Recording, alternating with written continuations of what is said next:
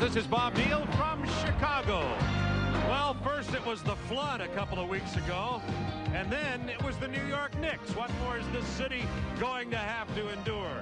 The Bulls are down 0-1 in this second round series against their hated arch rivals, the First City. People here still aren't happy about being called the Second City, and they don't like being down 1-0 to the Knicks. How did the Knicks do it? Everybody thought they were going to get swept by the defending world champion Chicago Bulls. Well, here's how you spell upset. Unsung heroes. That Knicks bench was spectacular, particularly Starks and Anthony. Patrick Ewing played one of his biggest games against the Bulls. They started great in the first quarter, something the Bulls usually do. Eliminated that Bulls running game. Only 7 Knicks turnovers, and the Bulls' vaunted defense came up with only 1 steal. So that's how the Knicks spell upset. Now, how do we spell the Knicks coming back for game 2? What kind of mental condition do you think they'll be in tonight? Well, Bob, knowing Pat Riley the way I do, the one thing he's worked on the last 48 hours is the mental toughness of this New York team. And what I mean by that is they've played 5 tough games in a row. After the first game blowout of the Detroit Pistons, 5 very emotional games. They now know they have the home court advantage. He realizes tonight could be a downer emotionally, so I know he's worked with his team to get them prepared. We'll have to wait to see how they respond. Phil Jackson refused to call this a must game, but he said it was an urgent game. What about the Bulls and adjustments they'll have to make? Well, I think the most important thing, they're going to have to pressure the basketball and force some turnovers. Not one Chicago dunk in the game the other night. Wow. Fast break points were basically nil. Only 1 steal. They've got to create some turnovers, and I think they have to get Horace Grant involved. It was a 1-2-3 attack this year. Pippen and Jordan and Grant. Horace Grant's numbers are down. He needs to play big. The Bulls historically have stopped Patrick Ewing, not so in game 1. How about tonight? When he steps off the lane to post, Bob, they're going to have to do something a little differently. They're going to have to crowd him, take him off the quick jump shot. When he puts it on the floor, now run somebody at him, make him pass the ball off the dribble. Well, just before we came into our opening here, Doug asked Scottie Pippen, how's that ankle? He said, it is sore. We'll be back with player introductions and this game 2 in the second round of the Eastern Conference playoffs right after this. It was a beautiful day in Chicago. The people here will feel it's beautiful tonight, only if their Bulls can come back from this 0-1 deficit. Let's take a look at the Jeep Eagles starting lineups. Well, again, I think we talk about the matchup, Horace Grant and Charles Oakley. Horace needs to get off to a good first quarter. Bill Cartwright, a season-high 41 minutes the other night. Will Phil Jackson have to go to his bench early to either Scott Williams or Will Perdue? Stacey King out again tonight with tonsillitis. Speaking of bench, the New York bench at one time had outscored the Bulls bench 22-0, finished up with a 28-9. As you look at Pat Riley, who's done such a great job with getting these Knicks into real playoff intensity. What about that bench? Well, I think that he's not going to hesitate at all. First of all, we saw that Oakley the other night only played 16 minutes. Anthony Mason played 32. And Starks and Greg Anthony 24 minutes each off the bench. So the minute the Bulls made a run the other night, he came quickly in with his 3 bench players. So he has great confidence in those people, giving them speed and quickness off the bench against the Bulls' athleticism. On the other hand, how about Phil Jackson and Johnny Bach, his defensive coach there on his right? What about their confidence? Well, I think that Phil's confidence in his bench is down right now. When you look at the minutes the other night, B.J. Armstrong 16. Other than that, Scott Williams 9. Hodges 5, Perdue 2, Cliff Livingston 4. I think he's going to have to go to his bench, and I think they're going to have to get some production. Again, the Bulls won the championship by not just having Scottie Pippen and Michael Jordan, but production from a lot of people. So they're going to have to get that back after the Miami series where Scottie and Michael really carried them. You see there in playoff history, 17 game 1 losses for the Bulls. You look at the officials, Mathis, Mahalik, and Vaden. But last year, the Bulls lost in the finals to the Lakers in game 1, came back and swept L.A. for the World Championship. Again, I think a key is, how will this game be officiated? The other night, it was officiated as such where both teams could get out and play good, solid defense. 10 to shoot for the Bulls. Paxson. 2-0 Chicago. Well, that was better ball movement on that possession than Chicago really had all night. I think this first quarter is going to really be key. The other night, New York played a terrific first quarter. This will tell us a lot about where they're going to be the rest of the game. Oakley from outside. Scottie Pippen playing with a sore ankle, and the Bulls have a 3-on-3. Pippen missed the lay-in. Rebound, Ewing. He had 16 boards in game number 1 to go with his 34 points and 6 blocks. That's the first time Scottie got all the way to the basket, though. McDaniel bumped Pippen away, then missed the turnaround jumper. Jordan only 4 points in the first quarter in game 1. There's your man right there that's going to have to play. Oakley was there for the good defense. Ewing with the rebound. McDaniel with the ball fake to Wilkins, takes the jumper. It's tied at 2. See, Horace Grant can beat Charles Oakley up and down the floor with his speed and quickness. So if he'll get out and run and the Bulls will defensive rebound, Horace can get some easy baskets. If he wants to muscle in the post against Oakley, he's going to get pushed out of there. Now Cartwright pushed off the block, facing the basket with 7 on the shot clock. Pippen. See, Scotty Doe not settling for the outside jump shot. That's 2 drives. One rolls off. This one gets the kind bounce.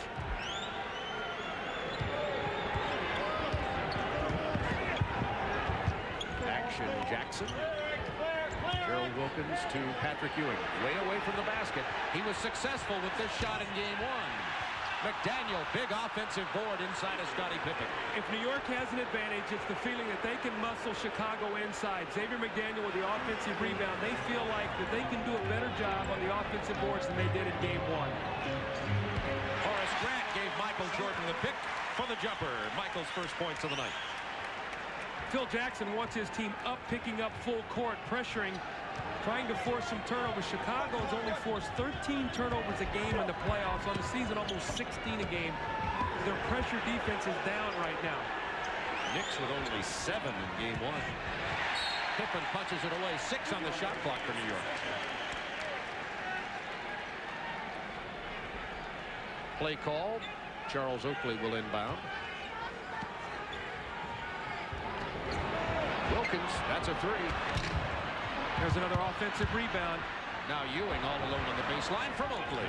Nice pass by Charles Oakley. It's muscle against speed and quickness right now when you face these 2 front lines. Trying to deny Jordan the penetration. First foul of the ball game called against Mark Jackson. See, one thing New York does very, very well, and I think it's one of the reasons they were able to beat Detroit, is Ewing defends screen roll so very well. He jumps out and he chases you away and does not allow you to turn the corner. The Detroit guards could not get in the lane. Pippen and Jordan have had the same difficulty. Traveling called on Cartwright. Tied at 6, 9 minutes to go first quarter. Bill shuffled his feet as he tried to bang against Patrick Ewing. Cartwright loves to get contact. Patrick backed off him when he did. Cartwright was called with shuffling his feet. Full court pressure from the Bulls now. There's the trap. There's where they're very effective right here. They're going to make Oakley handle the basketball, and Horace Grant is so quick that he can double team the ball and still get back. Saw very little of that end-to-end pressure from the Bulls in game number 1. When they did, the Knicks handled it very well, particularly Anthony Mason off the bench. Ewing. Hold it. Got a little action here going already. Xavier McDaniel and Horace Grant. Everybody trying to call tempers. Neither team wants to lose one of these players.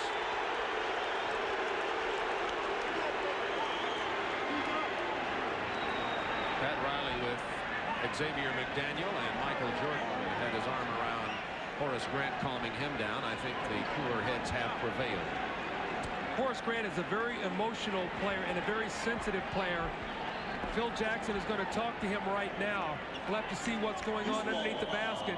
There's the contact underneath between McDaniel, and there's the push and the slap with Horace Grant. And now you're going to see McDaniel bump against Scottie Pippen.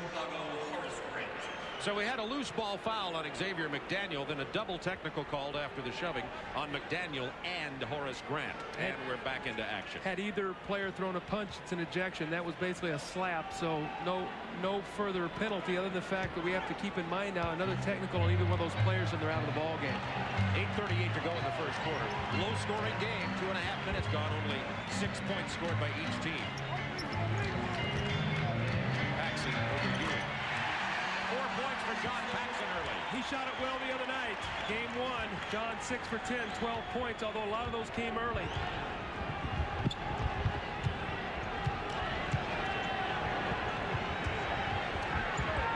The Bulls half-court defense intense here early. 8 to shoot. 3 seconds called on the Knicks. That's a violation and a turnover. Bob, as we watch the New York offense, we'll get a chance. They're crossing their guys underneath. McDaniel and Oakley are continually crossing underneath to try to confuse Grant and Pippen. We'll watch as the game goes on, but they bothered him with screening across the other night. Pippen on the drive. Ewing with the block. Oakley the rebound. 3-on-2. Jackson passing to McDaniel for the jam. We're tied at 8. 7:46 to go first quarter. I'll tell you what, Patrick Ewing has got 22 block shots now in the playoffs. When you go to the basket against him, he is challenging every shot. Clearly the league's dominating center.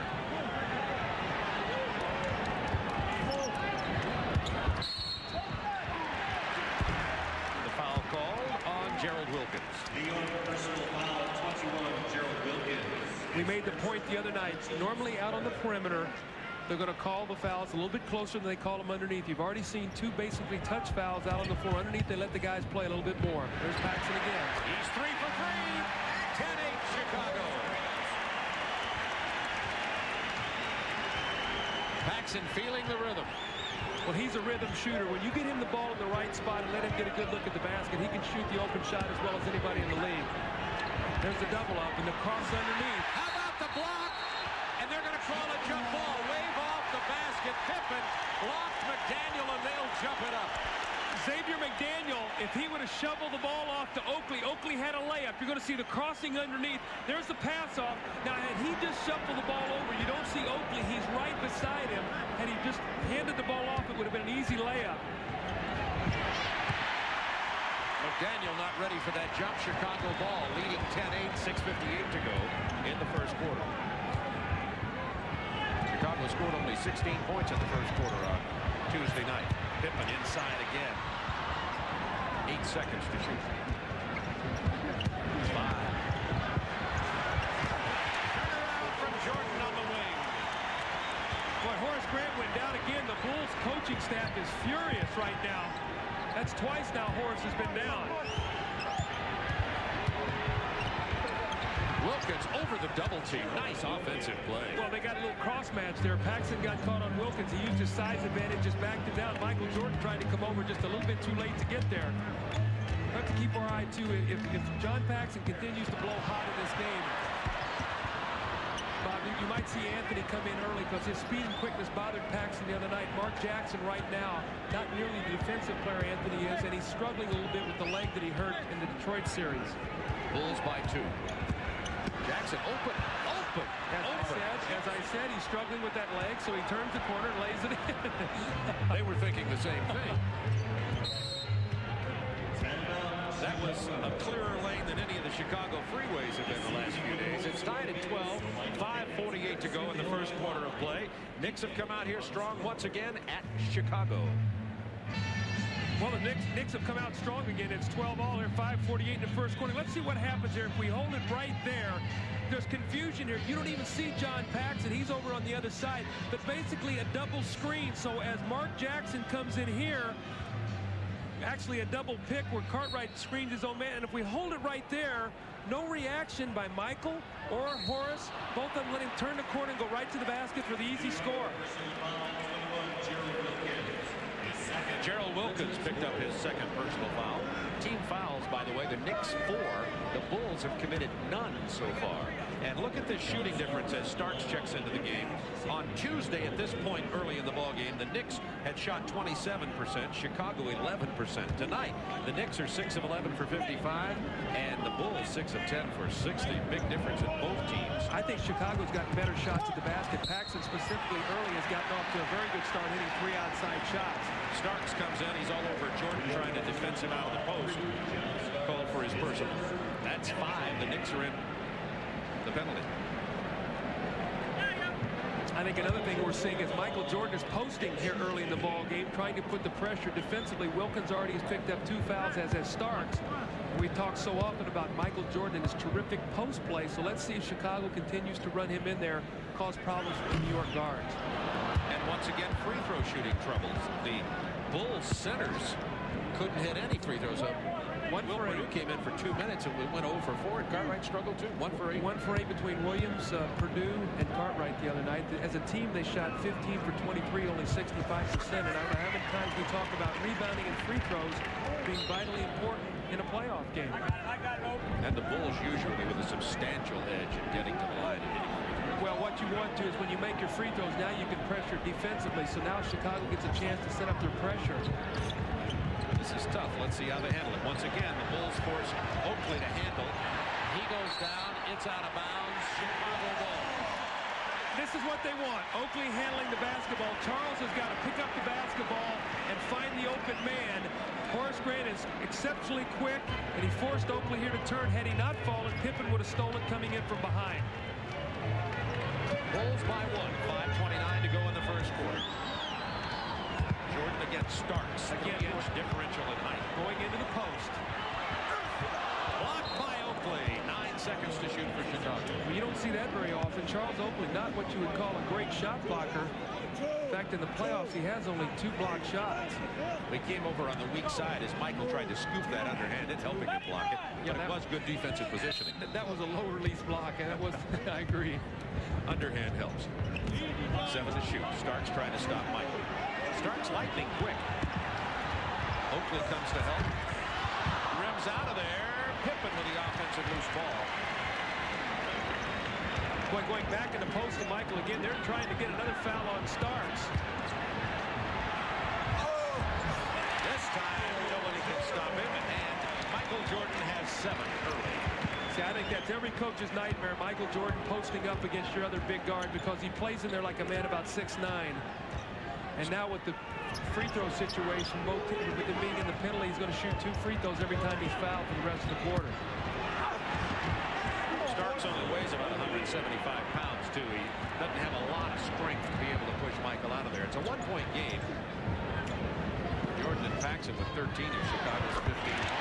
Make that 15 of the 17. Really feel that Michael's trying to make a statement here in the first quarter. He's coming out, and normally he does that when he wants his team to get off to a good start in the first quarter. He tries to have big first quarters. He had only 4 in game 1, 4 points. Pippen went for the steal. McDaniel into Ewing for the jam. It's a 1-point game.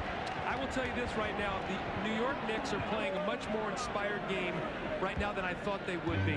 The mental edge I thought would be a little bit off of the other night. Now, we'll have to see whether they can sustain it for 48 minutes, but they are playing very intense basketball right now, not backing down an edge. Once again, Jordan posted. Backing Starks in for the turnaround. Jordan has 11.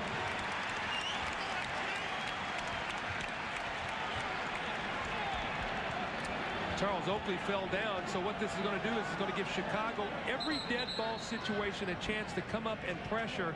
As I talked to the Knicks coaches today, they felt that you were going to see more of this, the full court, the 3-quarter man-to-man pressure, and you've seen that every dead ball situation after a made free throw or a miss like this where you've had a chance now for the referee to hand you the basketball. Michael really talking to the young John Starks. You saw what that did. There's a steal.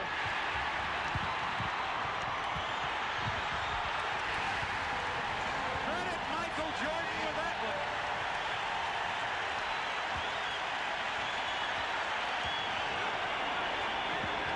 This is the frenzy that the Chicago Bulls feed off of, and Pat Riley knows that he's going to call time. Bulls by 5. Michael Jordan has ignited the crowd. He started that by talking to the young John Starks and causing him to lose his concentration. We've seen it before. 3:18 to go in the first quarter. The Bulls have built a 5-point lead and gotten this crowd into the game, particularly with that 94-foot defense they've been playing. Jordan has scored the last 11 points for Chicago. Chicago has 9 field goals. Michael 6 for 8. Paxson 3 for 3, so they are 9 for 11. Scottie Pippen has the other, so right now Chicago off to a very good start. The crowd is into the game. Their defense is active.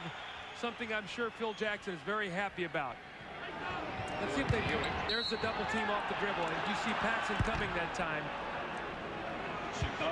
So what they're going to force Patrick Ewing to do is, the other night he squared up and he hit that jump shot. You got to crowd him, force him to put it on the floor, and then when you do, run the guy at the top at him and make him pass the ball off the dribble. It was the first foul against Chicago in this game with only 3:07 to go in the first quarter. Knicks have been in the penalty for the last 2 minutes. See, I think Cartwright's got to get up on him tougher than that. Jackson loves that floater in the lane. Good pass from Patrick Ewing. It's a 3-point Bulls lead with 2:55 to go. Bill Cartwright has got to have confidence that if Patrick Ewing beats him, he's going to give help. He's got to chase him off that quick jump shot. Starks punched it away, and you saw Michael with conversation. Look at Starks right back at him. The one thing when you play against Michael Jordan, you not only have to stand up to him physically, you have to stand up to him mentally, because he will torment you with his play. Just like that. In your face. See, he looks for an edge. He looks for something to get him in this kind of frame of mind. He wants Starks to come back at him. Jordan hit his last 5 shots. They're talking right now. Jackson fouled as he gets into the paint again. I feel that it's a matchup that can hurt Chicago. Mark Jackson is not exceptionally quick, but he's bigger than John Paxson, and if he can crab dribble you into the lane, not necessarily with quickness, but if he can get in there, he's got a little half hook, a little floating shot that he's very adept at finishing. That's twice he's been in there now tonight. This time he'll go to the foul line. 2 Chicago fouls. The earlier one on Cartwright, this one on Paxson. Now Will Perdue coming into the game along with B.J. Armstrong. Perdue came in and had what one of the newspaper guys here in Chicago called the worst 2 minutes in basketball. He did have a tough time. He threw up 2 air balls from the field and missed 4 free throws, but historically has played well against Ewing and against the Knicks. Let's see how the Chicago bench does tonight. They were, as a group, a disappointment on Tuesday night. They went 38 minutes the other night without their bench scoring a point. Finally, Scott Williams hit a jump shot, but 38 minutes they finished with 9 off the bench, but B.J. Armstrong only 2 for 7.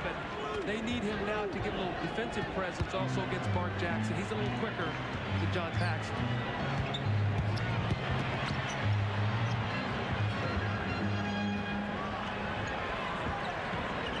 Jordan has hit his last 6 shots, now has 17 points. You know what, I'm sure Pat Riley's trying to look for a little bit of a silver lining here. Good save by Starks. But right now, Michael Jordan is the offense. Pippen. Coast to coast. Jammed in by Perdue, but wave it off. Basket interference. That's a good call. The ball was still on the rim. It looked like it was going to bounce in for Scottie Pippen. Again, Pippen gets to the basket. Watch it, it bounces high, and it's still right there on the rim. Excellent call by Mike Mathis, who had the call on the play. Bulls by 5. Very different first quarter by Chicago. Perdue will be called for that foul. Nope. Michael Jordan got him before Will did. And now Horace Grant's going out, and they're going to play Perdue and Williams. This is an interesting thing. Normally they would come in with Stacey King. With Stacey not being here, they're going to go with Scott Williams and Perdue. But as I talked about, Michael Jordan has 17 of the 25 points. John Paxson has 6. So 23 of the 25 points among those 2 players. And I'm sure that Pat Riley's feeling is, if Michael's going to get 45 or something, and we can control these other people, we've got a chance. Even though Michael has exploded right now, if Mark Jackson makes this shot, they're still only down 3 points. 1:29 to go in the first quarter.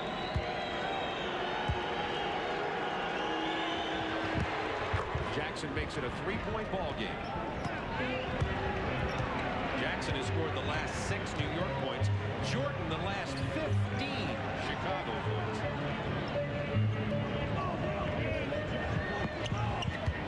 Jordan posted against Starks again. Turn around, shot him with a double team. Off Williams. Yes, off Williams, New York ball. And here comes Greg Anthony in for Jackson. Anthony, the rookie from UNLV. Exceptionally quick and fast, has a tendency sometimes to get a little out of control. He's got to be very careful not to take this too much of a challenge. Sometimes he wants to take it personally. He's got to run this team. Daniel against Pippen. Powering in. Off balance. Williams with a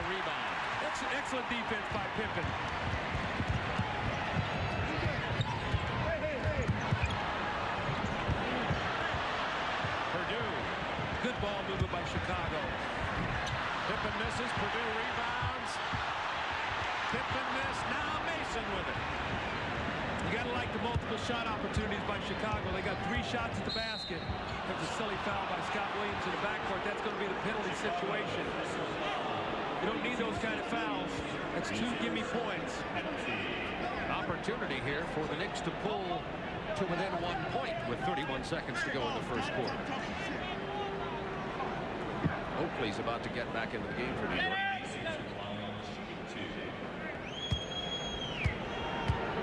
Anthony Mason is 6'7", 250 pounds from Tennessee State.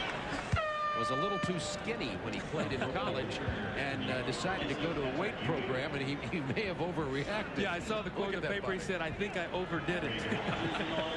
Ewing with the rest. As Michael Jordan sitting down, Hodges in the game. Remember, he's an excellent three-point shooter, so Chicago basically with 2 excellent three-point shooters and B.J. Armstrong and Hodges on the floor. Probably Pippen will handle the ball in this possession. Free those 2 guys up to shoot.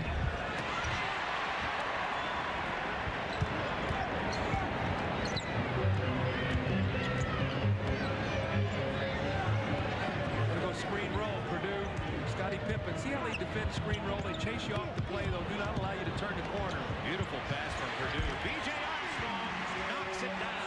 I didn't think he had his hands on the ball. He looked like he did not have the grip of the basketball. He wasn't able to make the shot. Anthony blocked by Purdue.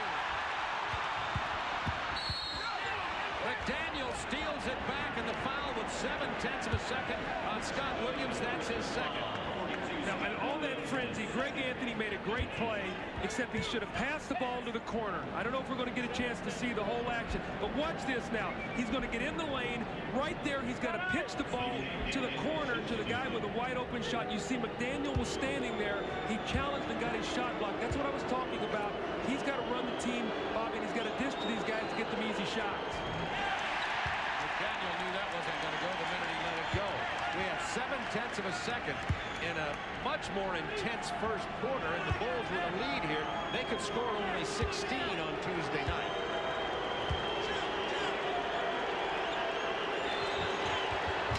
Try a full court pass here to Pippen, see if he can catch it.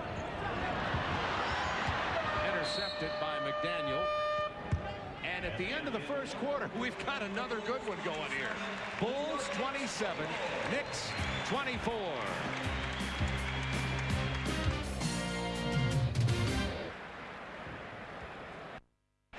Springtime in Chicago, about 70 degrees and sunny. Beautiful day here today. First quarter scoring. Take a look at this, Doug. New York right on line, but look at Chicago's discrepancy. Chicago is a team that loves to get off to a great start in the first quarter. They didn't in game 1 and game 2. Michael Jordan has changed that with 17 of the 27 points. John Paxson hit his first 3 shots, so he and Michael combined for 23 of the 27 points. If you put B.J. Armstrong with 2 in there, the guards had 25 of the 27 points.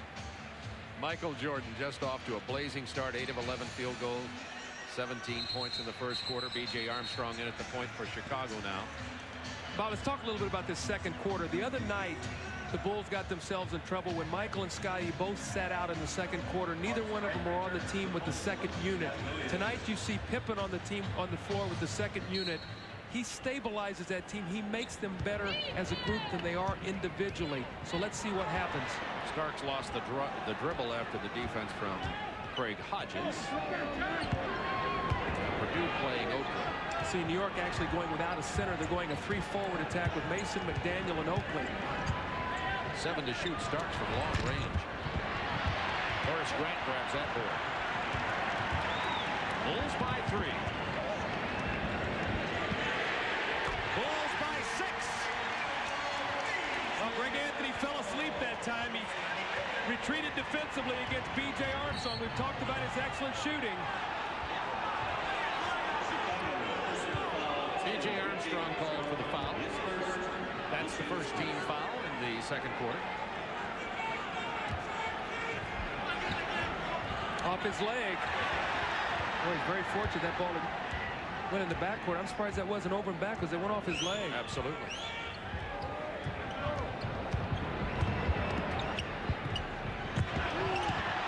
Oakley drives. Offensive foul.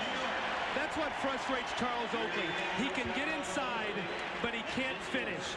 And because of that, he caused himself problems offensively. He looks for the first chest that he can jump into, trying to draw the foul, hoping to get contact. See, he makes a nice move, but right there he can't finish, so he looks for the first available chest to get contact, that time the offensive foul.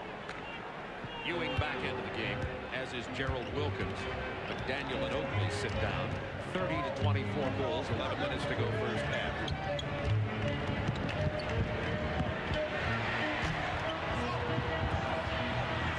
Mason with the rebound for the Knicks. New York's got to go to Patrick Ewing. With this lineup on the floor right now, they've got to get the ball inside to him against Will Perdue. See if he can exploit that matchup with Cartwright resting.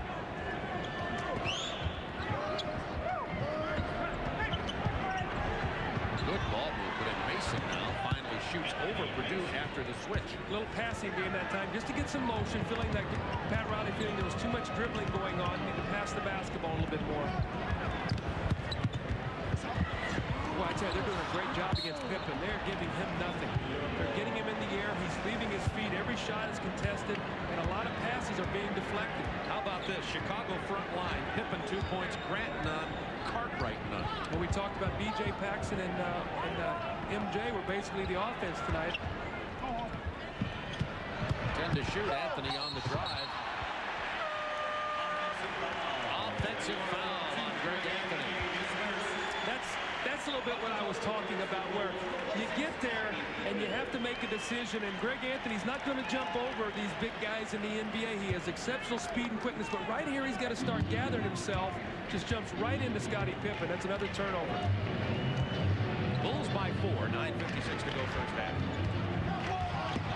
Jordan lost the dribble. The New York ball. Michael Jordan is in the game now as a small forward, so Pippen sets out, but you can see Phil Jackson's not going to have that team out on the floor with either Michael or Scottie not out there with them. One of those guys are going to be on the floor all the time. Got that ball over with 2 seconds to go on it. I still think Ewing's got to catch the ball in this possession, Bob. Get him a chance to work against Will Perdue. 7 seconds to shoot. 4, 3, long range Anthony. Remember the other night in the game, late in the ball game, Anthony 2 or 3 times were one-on-one, and Ewing really got after him. He says, start passing the basketball. We'll have to watch to see now if he tells Anthony to pass the basketball like he did the other night. Michael backing in, draws the double team. Good ball. Down to Perdue. Missed the layup. That ball went right off Ewing from Anthony. Hit Ewing right in the side of the head. There's no way he would have had to have Velcro on the ball in his uniform, and that would have had to have stuck to him because that ball was going so fast. New York's front court outscoring Chicago 16-2 at this point in the ball game.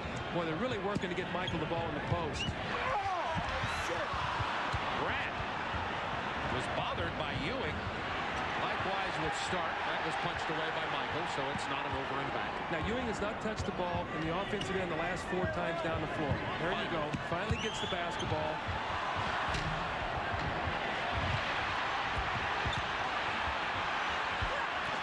Rebound, Grant. Ewing got it in close. He had a great shot. He just missed a little 6-footer in the lane.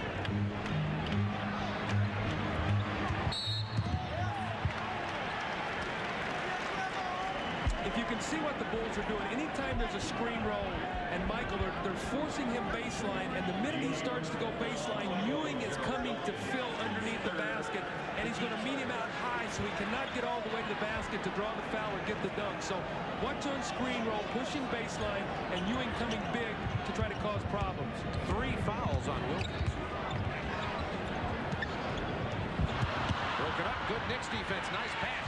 Starks with the catch. They wave away the basket. Hodge got him on the way to the hoop.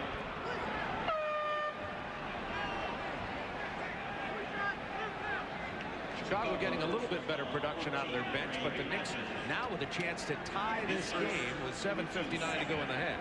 The question you have is Michael Jordan is working very, very hard early in this ball game. He's scoring big, but he's working hard for everything. You have to wonder if fatigue will be a factor. The other night I thought he got a little tired. He played in game 1 44 minutes. And so somebody else is going to have to start producing a little bit for him, Bob. Right now, Scottie Pippen's struggling. Scott Williams and Livingston are going to get in the game for Chicago. Kiki Vandeweghe on the floor for the first time in this series for New York. Now, the reason that's a two-shot foul, it's only the second Bulls foul, is because there's a rule that says clear path to the basket. And as he caught that ball, the referee ruled he had a clear path to the basket, so when the foul was made, he gets the 2 free throws. And he did, in fact, have a clear path to the basket and a chance now to tie this ball game. So it's Kiki Vandeweghe, Anthony, Starks, Ewing, and Mason on the floor for New York. Grant, Scott Williams, Livingston, B.J. Armstrong, and Jordan playing for Chicago.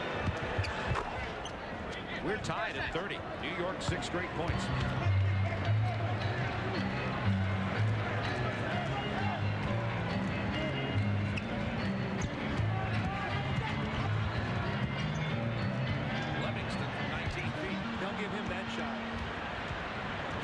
Starks, look at these lightning quick guards. Starks and Anthony. You got it. Starks and Anthony cause the Bulls problems. They have speed and quickness, and they can get out on the open floor. So when there's an opportunity, they will take advantage of it. That's an 8-0 run by New York. And they've got the lead 32-30.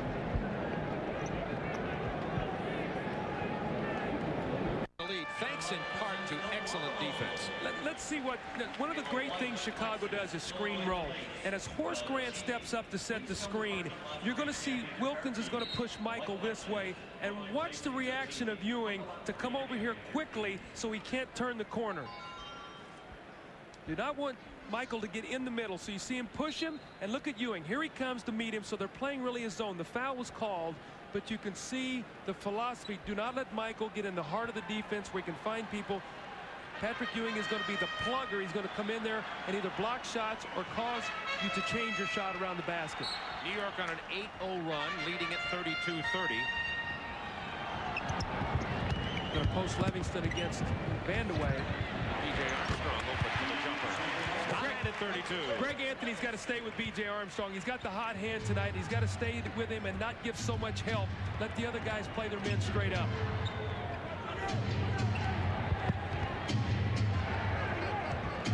Chicago has only 1 field goal from their front court tonight. It's been all guards. Chicago also only 1 basket off the break tonight. Traveling call. New York turnover.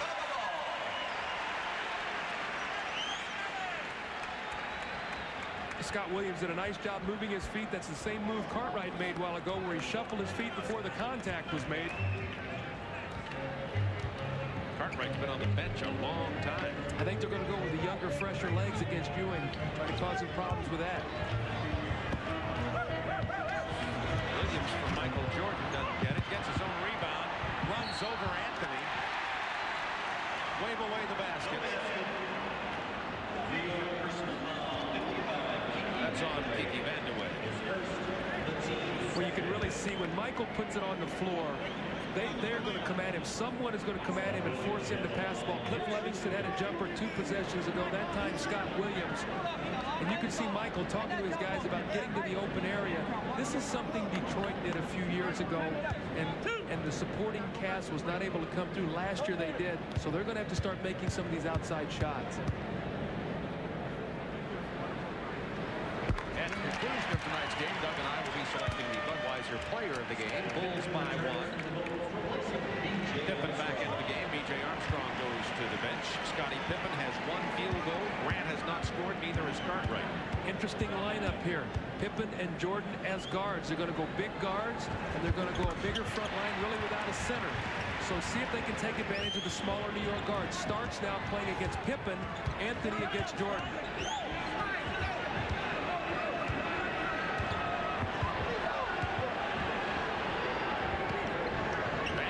Shuffled his feet, took the 3 anyway, missed it. Anthony runs down the loose ball. So that speed and quickness to run that ball down. Starks misses the 3, rebound Michael Jordan. Now the Bulls on the run. To Pippen. Livingston is fouled.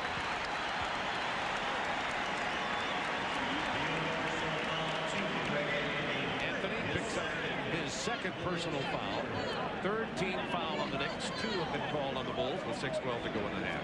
Bob, as I watched that possession, as Michael Jordan rebounded and threw ahead to Pippen, and Scottie threw that pass, that Livingston was fouled on. I watched Michael go over to him and try to encourage Scotty. Scotty's playing a little tentatively right now, and I don't know if it's the ankle or because he's had a little bit of problem scoring around the basket. But they need him. It's that 1-2 attack that make them so potent.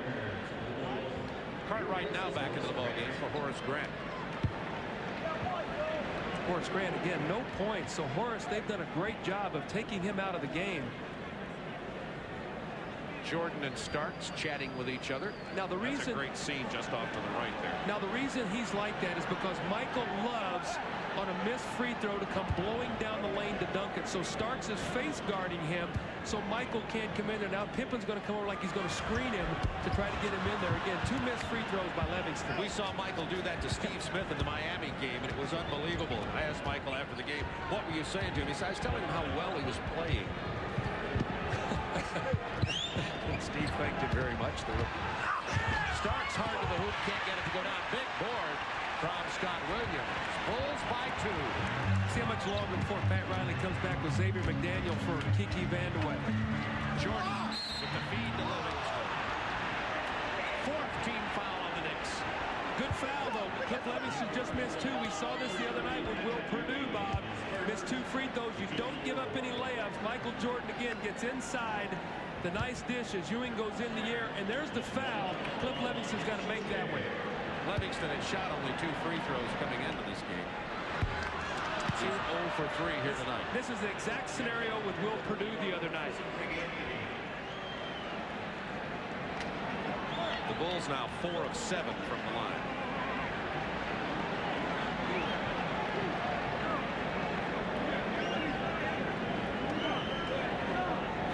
Mathis having difficulty out there trying to get everybody in position for the free throws.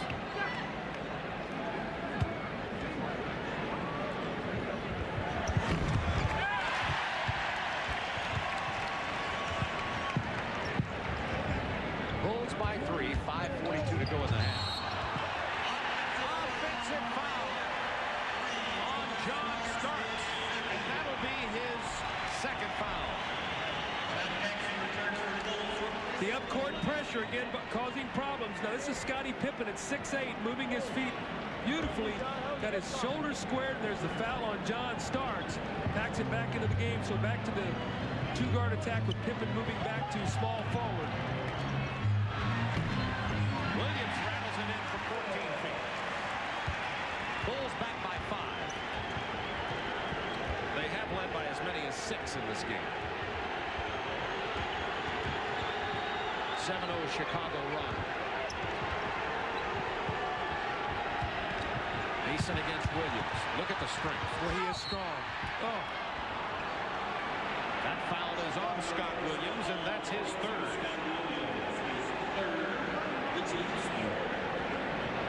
But Chicago with so many front court players in Perdue and Williams and Cartwright and Livingston and Horace Grant, they've got a lot of fouls to give down there. Yes, they do. I think the one thing that Phil is concerned really right now, not so much as the defensive fouls down low, but I think he's worried about the offensive production right now because it's been a chore for Chicago to score in the half court. They've not been able to get out and get these easy runouts and these dunks and get this crowd involved in the game. Anytime they've done that, Pat Riley's called timeout. So in a half-court game, they have struggled. Michael Jordan had a big first half with 17, and Paxson had 6, and B.J. Armstrong 7, so the majority of their scoring is coming from their perimeter people.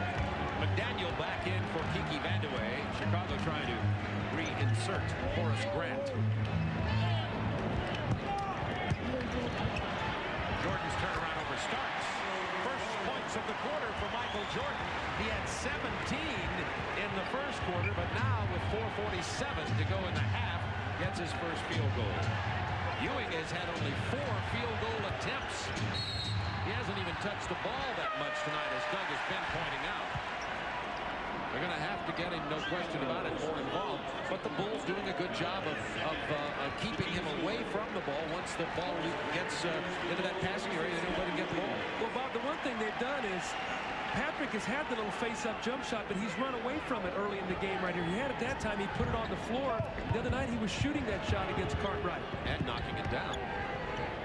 See, he was stepping out off the lane about right where he is right now, squared up, and that's the shot he was taking. He's wanting to put it on the floor now and create, and the Bulls want that. They want him to be a passer.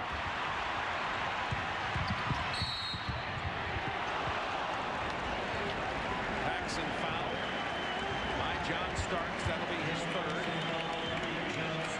Patrick Ewing has only attempted 4 shots in this ball game, but that shot, the last possession, I think sort of typifies what Patrick Ewing is doing. Now, I don't know if he's tired or exactly what it is, but that's the shot he was shooting the other night. He took 11 shots in the first half, which he made 3 in the second half. He was 11 for 14. Bulls by 7, biggest lead of the game with 4:17 to go in the half. When you foul, remember, you get full court pressure. And that's what's going to happen. John Paxson's an excellent free throw shooter, so you can expect after he makes his free throw for the Bulls to come up and press. It's them both, and here's the press. Ewing. McDaniel. Boy, Patrick Ewing broke the press. They brought him up to let him handle it against Cartwright. Nice job. Made the good pass to McDaniel also. Bulls by 6, 4 minutes to go, first half. But Michael's posting up so much tonight. He's wearing him out in the post. Starks can't handle him in there. Jordan is 10 of 13 for 21 points. See, Chicago's scrambling the game right now. They're disrupting New York, and they're not allowed to get into that offense. They're forcing them now to play an open court game. Pass into Mason, was stripped away. McDaniel had it blocked.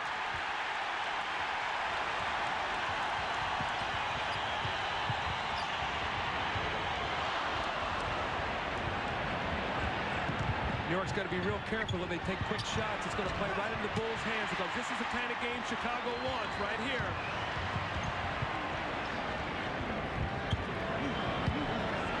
3:12 to go in the half.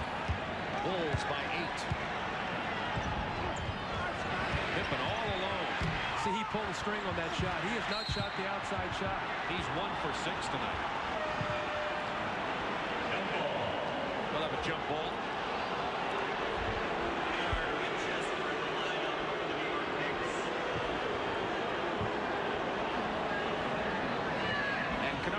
Winchester checks into the game for the New York Knicks. It's an interesting substitution. Second year from Everett College. Well, he's going in for John Starks, and I'm sure that's to play post defense against Michael Jordan. If he takes a couple fouls, maybe to try to wear him out a little bit. He's a bigger, stronger body than John Starks, because Michael right now is basically doing his damage in the post. They're the same height, Winchester and Starks, but Winchester brings, get this now, 30 more pounds into the fray. So he's carrying a heavier load is what you're saying, right? You might say. 43-35 Bulls. Timeout New York. 3 minutes to go in the half. Game 2 in the Eastern Semifinals. The Bulls with an 8-point lead. The Knicks won the first game. This is the first of a doubleheader we'll have tonight on TNT. Coming up, the Prudential halftime report. Ernie Johnson Jr. will be joined by Bill Fitch in the studio.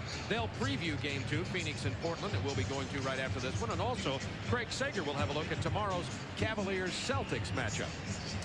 Let's look at Patrick Ewing now. This is the shot he took the other night. This medium post shot. He steps off, and we hold it right there. He's squared up, shoulders square to the basket. And look how much room Cartwright's given him. But he's deciding he wants to take it. Here comes Paxson, and they're going to give Mark Jackson that shot. This is the Bulls. They're going to come get him on dribble. Patrick's going to have to square up and take that shot. Bulls by 8. Biggest lead of the game. Michael wants it in the post against Winchester. Here comes a big double team. Grant, Mason got a hand on the ball and on Horace Grant, and will be called for the foul. Knicks in the penalty. Bulls will be next time they commit a foul.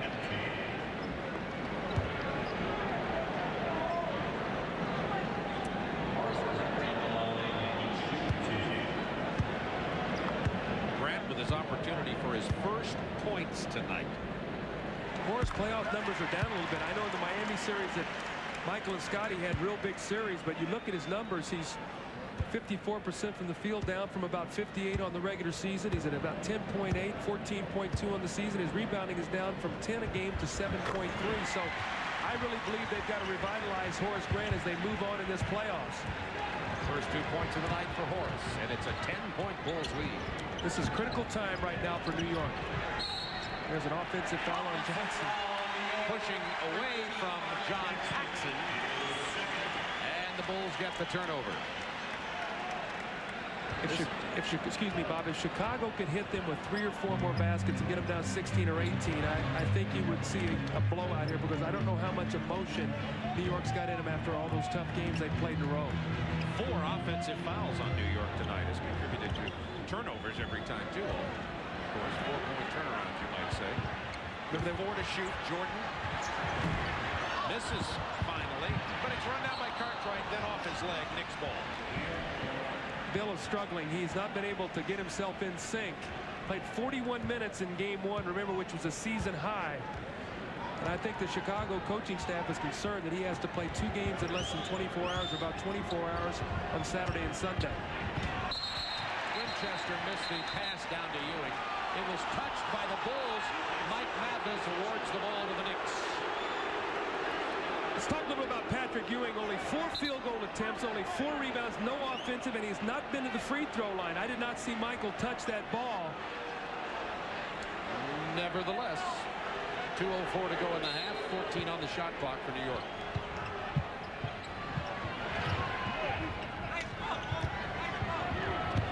Kennard Winchester. There's his first offensive rebound. New shot clock for the Knicks, looking for some offense. They've scored only 35 points. Knicks held the Bulls to 38 first half points in game 1, and now they're having the same thing done to them here in game number 2. Good half-court defense by Chicago. They're trying to get it into Patrick Ewing. 4 to shoot, 3. Loose ball foul on New York. Anthony Mason's second personal. Patrick Ewing took that jump shot. He did not have his legs underneath him, but he thought he had to beat the shot clock. He had 2 seconds. That's all he had. Yes, he had to get it up there. Very frustrating first half. You got to credit the Bulls defense. They've done a tremendous job. They forced turnovers, something they did not do the other night, although they did not get a lot of steals.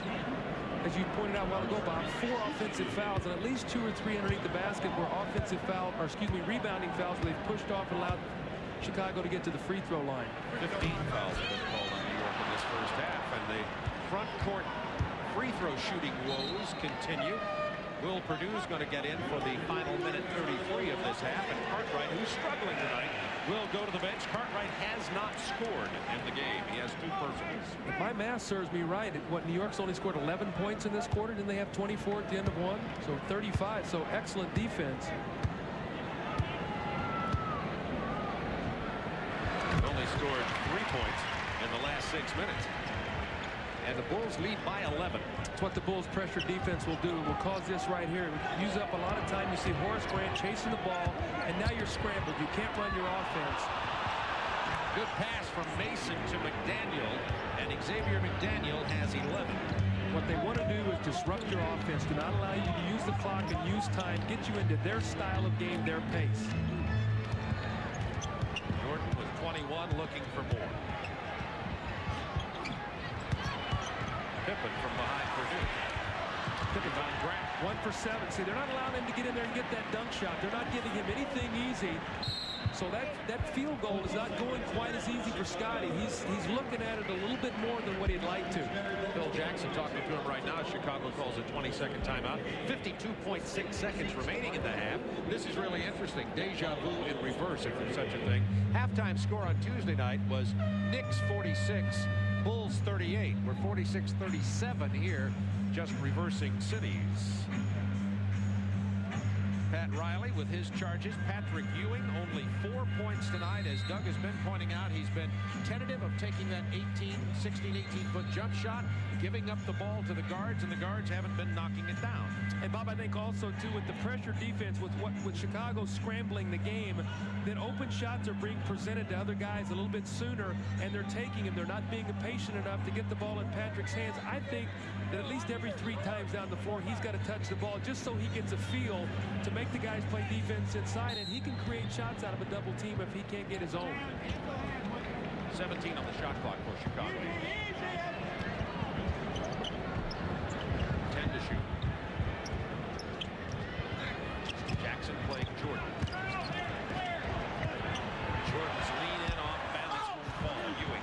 tried to draw the foul on that one, didn't get it. I think John Paxson would have loved for Michael to dish to him. He had his feet together, was ready to shoot it. Ewing with 6 rebounds. 4 points.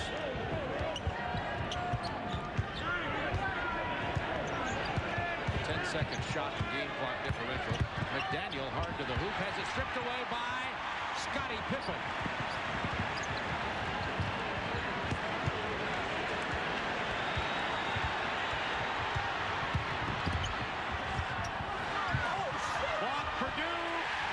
Shouldn't count. Oh, if they're going to give it to Purdue at the buzzer.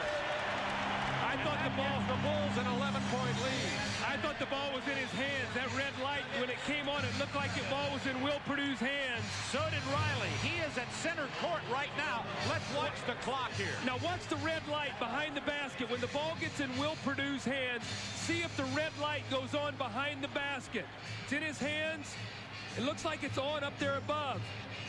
Sure does. The ball was still in his hands. That should not have counted.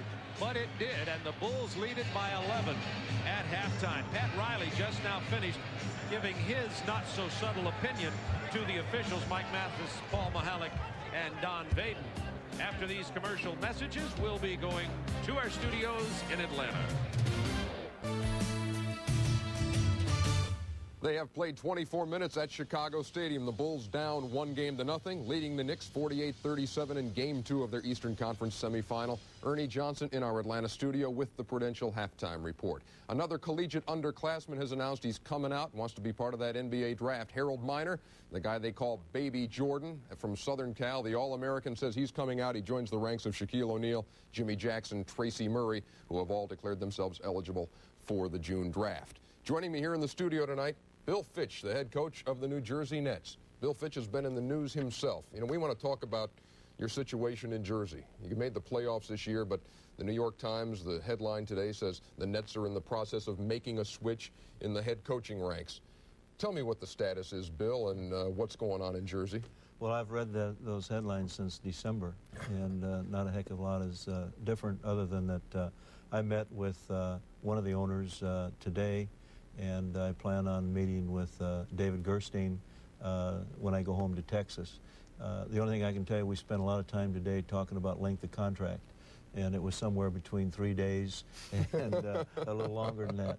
And other than that, I think you have to say that that headline is wrong as of today, but 5 days from now it could be 100% right. You know, there might be some who say, hey, Bill, you look at what happened this year, players talking back to you, that kind of thing. The heck with it. You know, who wants that job? But what is your feeling on the head coaching job in New Jersey? Well, I think a lot of times, you know, players are going to talk back. They've done that for some years. Sometimes it's better that they do than that they don't. We had some unusual circumstances through the whole year, and I'll be the first to say that I took some unorthodox coaching methods this year, things that I never dreamt I'd ever do or whatever, but the main thing was to get the horse across the line or get the airplane down. And I think our franchise desperately needed to be in the playoffs. I think that we had a pretty good season. Our fans, you know, a lot of times they would come disguised as empty seats, and now we've got some people coming. There's a lot more enthusiasm for the program, so I'm happy for that. As for what I do tomorrow or the next day, that really isn't a big concern of mine right now. I'm more or less laying back and trying to adjust from this season. And being like the folks at home are watching an NBA doubleheader here tonight. Game 2 is going to be the Portland Trailblazers, Phoenix Suns. Portland with a 1-0 lead. Coach and I want to spend some time now with Kevin Duckworth, who is standing by live in Portland. Duck, you won Game 1, but I look at the stats and you shoot 39% as a team. The other guys shoot over 50%. You consider yourselves lucky to win that game? Very fortunate. You know, we shot pretty bad, but then we crashed the boards pretty good. You know, it's just an all-around physical game. If you look at the stats, we should have lost the game. But you got to look at the overall play of the game, the hard play and the hustle. Bill Fitch with us here in the studio, firing away at Duck here, Coach. Well, Duck, you've got a few more days now of preparation. What's the biggest change for your assignments, the job that you have to do, say, against Phoenix in comparison to what you had to do against the Lakers? Well, it ain't that much different. You know, one of the key things that we have to do is to control the penetration by Kevin Johnson. And to slow down the Hornacek on his jumpers, because, you know, Kevin penetrate, and when he dished to Hornacek, caused a lot of problems for us. We got to control the boards, too, because Lang and West, them guys right there can jump, pretty good leapers, and can get, you know, a lot of rebound.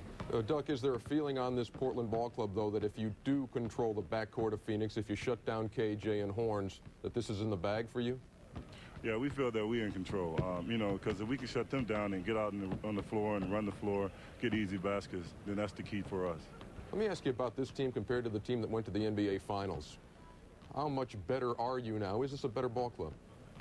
Well, I can't say it's an all-around better club. I think we're just more mentally tough.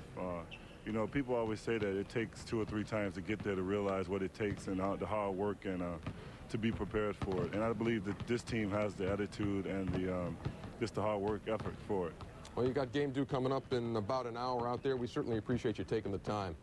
And thank you very much. Good luck to you, Duck. Thank you very much. Kevin Duckworth joining us from Portland. When the Prudential Halftime Report continues, we're going to talk about the Cleveland Cavaliers. You know that bunch, taking on the Boston Celtics. Game 3 preview just ahead.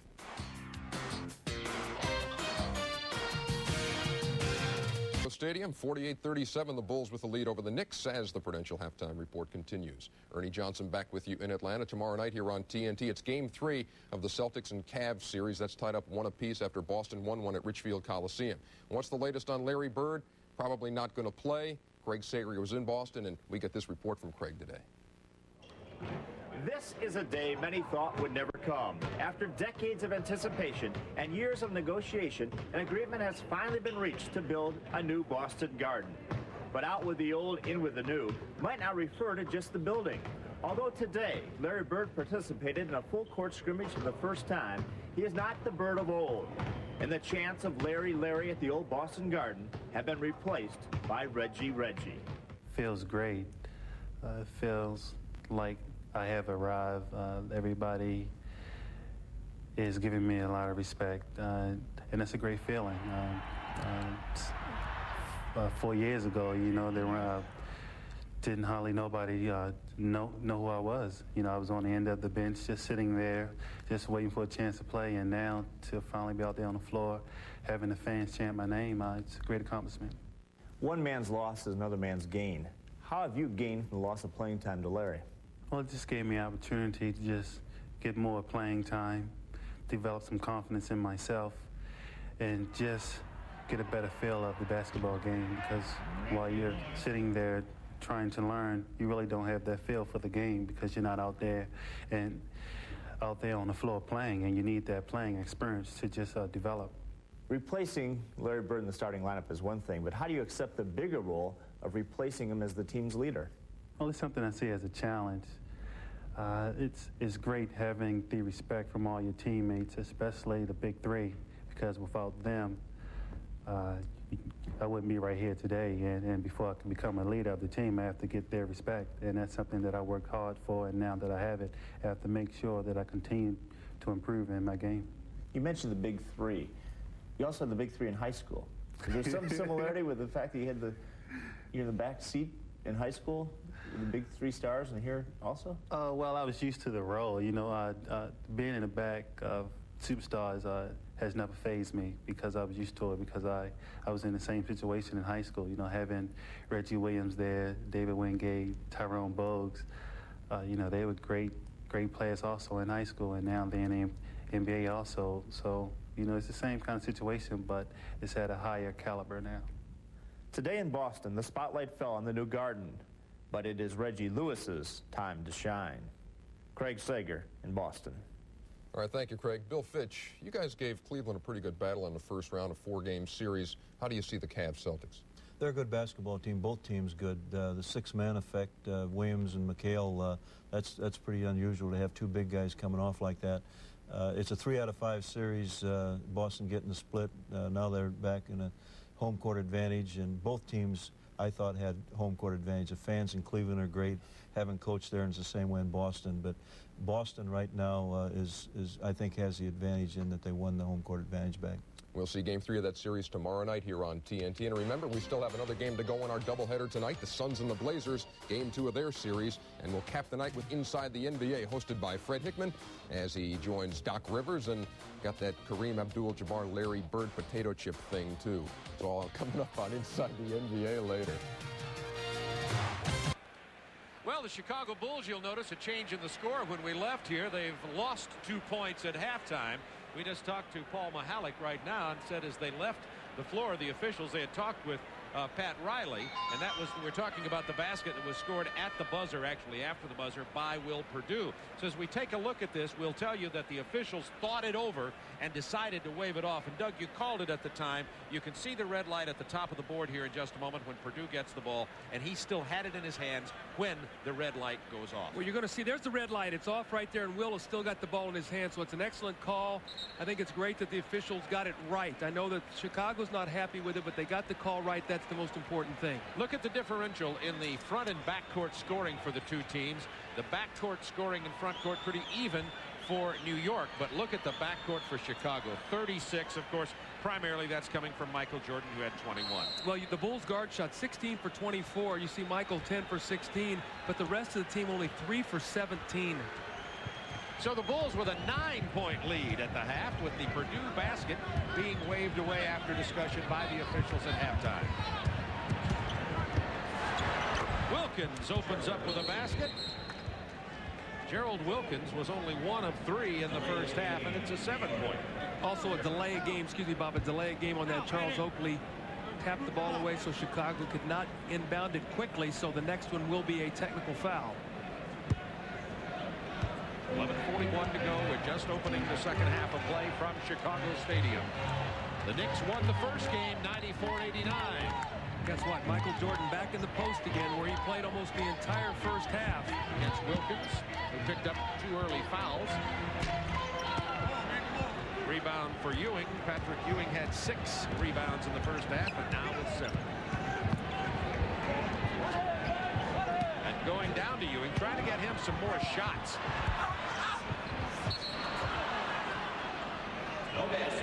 Foul on the Bulls.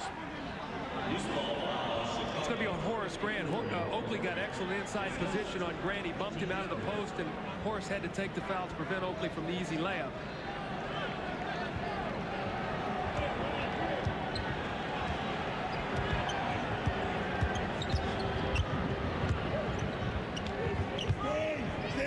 Got a mismatch here as Horace Grant steps out on Wilkins.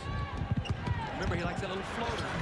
And he scores with it. Mark Jackson, who had 8 points in the first half, and suddenly the Bulls, who thought they had an 11-point lead at halftime, only lead it by 5. See, I think when you go at Mark Jackson, you got to make him be a jump shooter and not allow him to go past you and get that little floating shot. Big basket there for Pippen, 2 for 8. Pippen was only 1 of 7 in the first half and just couldn't get into his rhythm. They needed that from Scottie Pippen because they need him. He is such a vital part of this offense. He and Michael Jordan really run the entire attack and create opportunities for everyone else on the floor.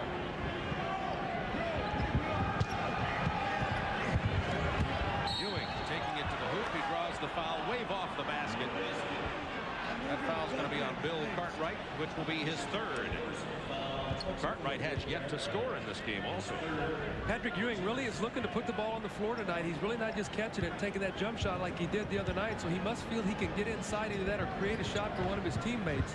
Only 5 shot attempts from Ewing in the first half. And good foul. Hard foul from Mark Jackson. That's a good foul because Pippen had a dunk. Careless pass out of the double team by Ewing. Paxson gets his hand on it, and here's the foul coming up. You see Paxson tries to loop it to Pippen, who had a breakaway dunk. So nice foul there by Mark Jackson. Bulls by 7. Ewing, Oakley, and McDaniel up front. Wilkins and Jackson in the backcourt for the Knicks. Paxson chopped that one over Ewing and is fouled by Patrick. Patrick's 2nd.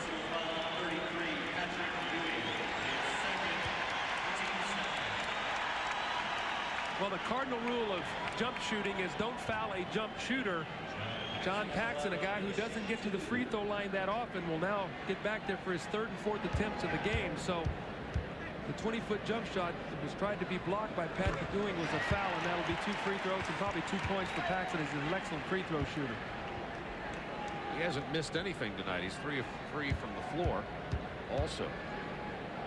Well, he put on a shooting demonstration last year in Game 5 against the Lakers in the playoffs. I think, with 10 for 16, but that 4th quarter, I think he had 6 or 7 tough shots that really gave the Bulls the championship. 4 straight Chicago points, and it's back to a 9-point lead.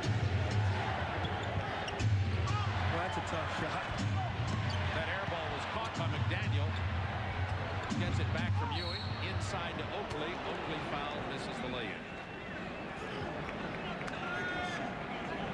as Paxson second. And Oakley will go to the free throw line. Oakley shooting 60% in the playoffs.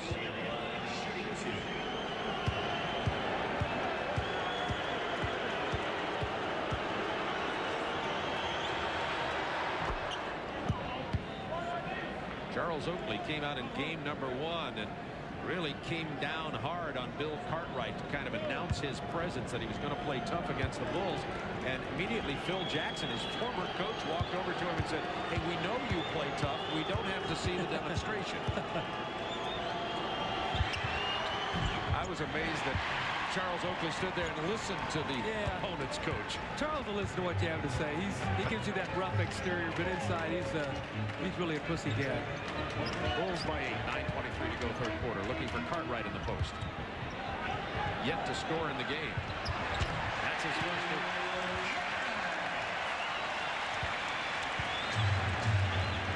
See, Horace Grant did a great job that time, not allowing Mark Jackson to catch the ball, making it go to Gerald Wilkins. Now they've used up 9 seconds on the shot clock trying to get into their offense. That's a great job by Horace Grant that you don't see on the stat sheet. Daniel's going to take the 19-footer and drain it. Daniel has 13. Wilkins trying to stop Michael Jordan, something everybody in the world's tried to do, nobody with success. Pippen rims it out of there. He's only 2 of 9 shooting tonight. Remember that Scottie Pippen is playing with a sore ankle. I thought Mark Jackson had an interesting move to the hoop there. That'll be a travel and a violation. Well, Michael Jordan caused that, and I tell you what he did.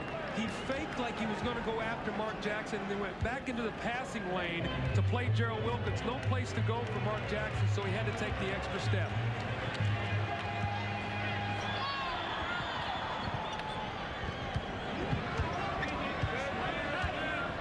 Isolated the side for Michael. 7 to shoot. That's good defense. Gerald Wilkins did an excellent job defensively that time. A hand in the face, that's all you can really ask. Wilkins is open on the baseline. Well, that shot was ugly. He's really been struggling in the playoffs. Look out! Michael says, "Charles, I know you're going to foul me. I'm going to pull up and take this little shot. I do not want to go to the hospital yet." He knows, though. He knows that would have been a big foul. Bulls' biggest lead of the game.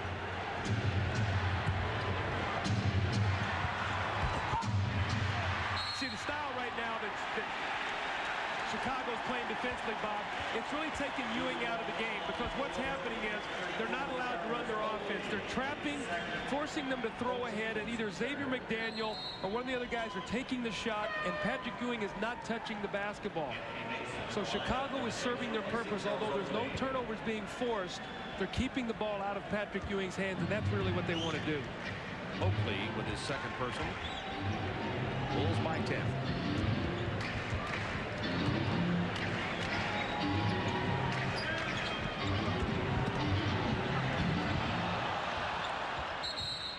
Knicks ball.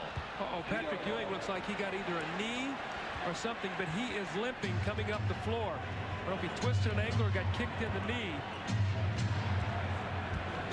Keep our eye on Ewing. Jackson penetrating. Another turnover. Mark Jackson's having a real tough night.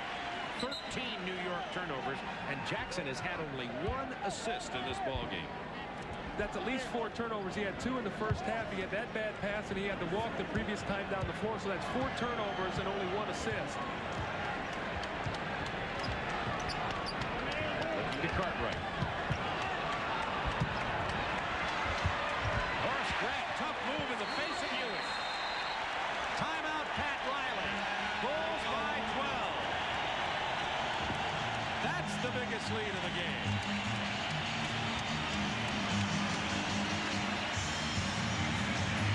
Bulls at their biggest lead of 12, 6:54 to go in the third quarter. Let's look at tonight's Chevrolet scoreboard. Actually, let's look back to last night for that Western semifinal game 1, and Utah defending at the Delta Center. Big game from the mailman. Yes, it was, and I tell you, I watched the game last night, and Utah had about a 13-point lead. John Stockton went out of the game, and Seattle started crapping. Actually went up 2 with a 17-2 spurt, and then the big fourth quarter by Karl Malone. Tyrone Corbin with a big ball game. So Utah doing something they didn't do very well all season. That was beat Seattle in Salt Lake City. Greg Anthony, the rookie from UNLV, in along with Mason, Patrick Ewing, Wilkins, and McDaniel. Patrick Ewing has more assists, 3, than field goals, 2 on the night.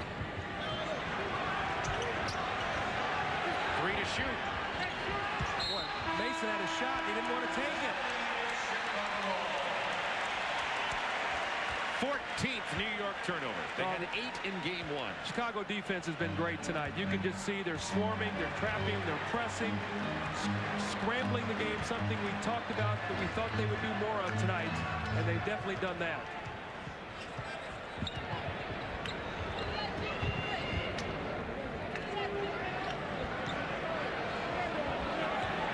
Jordan. Rebound Mason.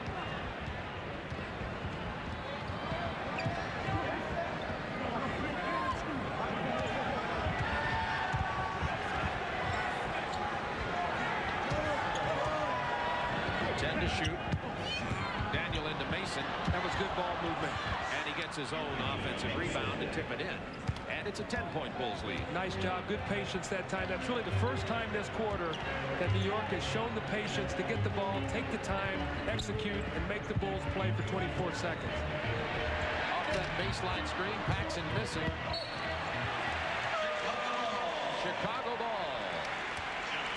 John Starks gets into the game for McDaniel. So it's Mason, Starks, Ewing, Wilkins, and Anthony. And Michael Jordan, after really being on fire in the first half, has missed 7 of his last 8 shots. Well, we talked a little bit about fatigue, and Michael's a superbly conditioned athlete, but he really expended a lot of energy in the first part of this ball game, getting his team off to a good start. Grant couldn't score, and the Knicks come away with the ball. Chance to cut it to a single-digit lead. Big jam from Gerald Wilkins. Nice play and a good feed from Stark. That was quick. He turned the corner and went up quickly. Had he not, that would have been blocked. Well, New York will not go away, though, Bob. They're hanging tougher than I thought they would tonight. I thought this might be one of those emotional letdown games and get blown out. They have not done that. Paxson was left alone by Anthony. Now he's missed his last 2 jumpers. Here comes Starks against Jordan. Well, that's confidence. He didn't back away. I tell you, John Starks went right at Michael Jordan. 3 straight field goals, and New York is right back in this ball game, down now only 6. 6-0 run by New York. It's a 56-50 game. 4:41 to go in the third, and Chicago has called a timeout. Knicks have cut it to 6 points, and we talk about John Starks. He's just a young guy, but look at the confidence against one of the best defensive players in the game. Beautiful spin move by John Starks, 6 unanswered points. Now, the point we talked about is you start to get a little tired. Everything Chicago done has been at the perimeter except Michael Jordan posting. In this quarter, Chicago's guards, after going 16 for 24 in the first half, are 1 for 7. Their big guys are 2 for 6 in this quarter, which makes them 5 for 23 on the ball game. So everything Chicago's getting really is from their guards. That's a disturbing statistic. Normally, Scottie Pippen is a much bigger factor in their offense. Michael missed his last 7 of his last 8.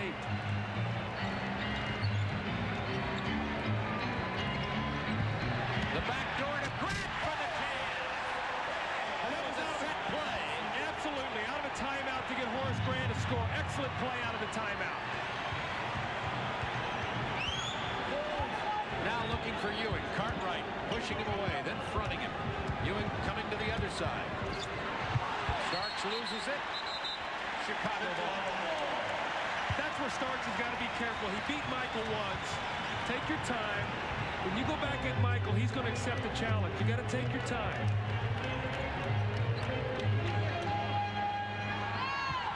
Now posting Jordan against Starks. Isolation. Foul before the drive. Starks will have 4. Personal foul 3. John Starks is 4th. The team's goal.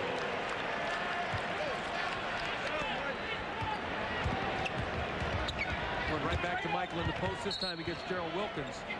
So New York is going with 3 guards right now. They're playing Anthony Starks and Gerald Wilkins to give them a little bit more quickness. Now they lose size, so Mason and Ewing are going to have to really do the job on the boards. New 24-second clock after the kick ball. 3:49 to go in the period. Knicks with 14 fouls, Bulls with 3. Jackson, he's missed 3 in a row from the perimeter. Knicks ball.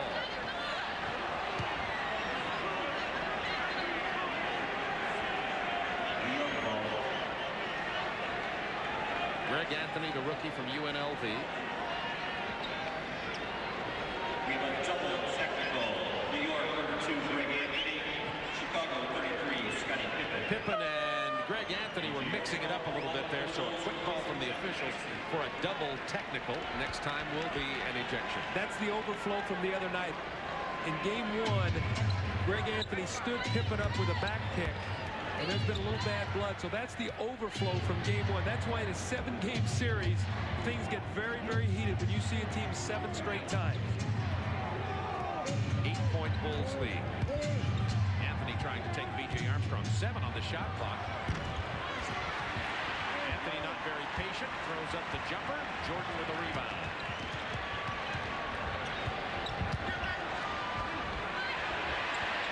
B.J. Armstrong from Michael Jordan. Well, Paxson was a little cold, missed his last 3, so B.J. shot it very well. Phil Jackson came in with him, and he answered. He's now 4 for 5 from the floor.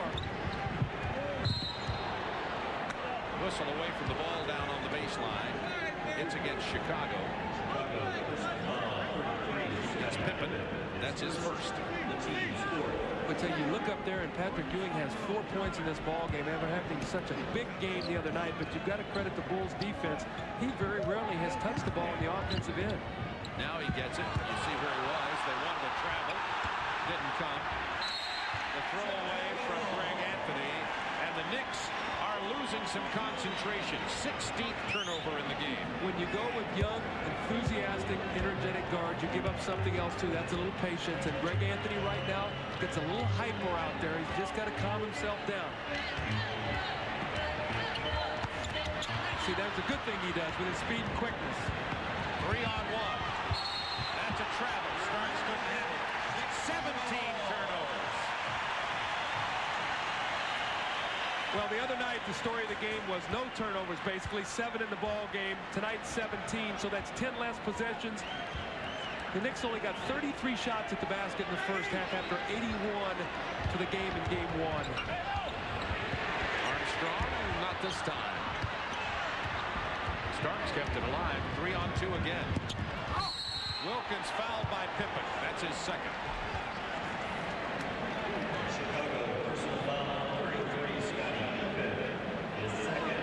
Knicks getting out running a little bit more in this quarter, late in the quarter, 2:11 to go, down by 10. They really have the running team on the floor. Mason is much quicker and faster than Oakley, and you've got Wilkins, Anthony, and Starks, so 3 fast players, and you have Ewing. The big thing is, Bob, as we talked, is rebounding. If they rebound the ball, they can get some easy scores. They have not been able to convert. They've turned the ball over 2 or 3 times when they had opportunities to advance it against Chicago, maybe get an easy score in the open court.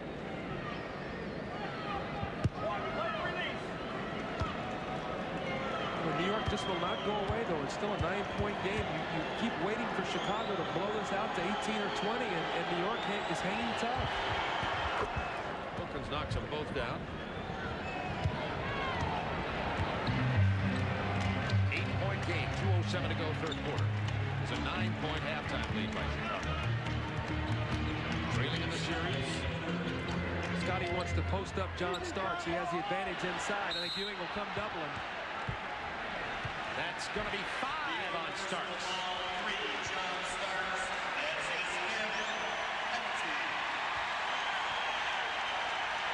And that's the penalty against New York, so Chicago will shoot, but it took them all the way. It took them a little over 10 minutes to get into the penalty. Bulls are in the penalty now. McDaniel's going to get back into the game as Starks sits down. So it'll be Anthony and Wilkins at the guards with McDaniel, Ewing, and Mason.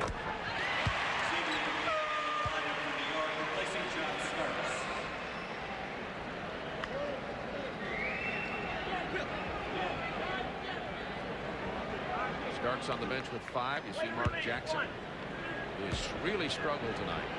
He 2 assists in this game.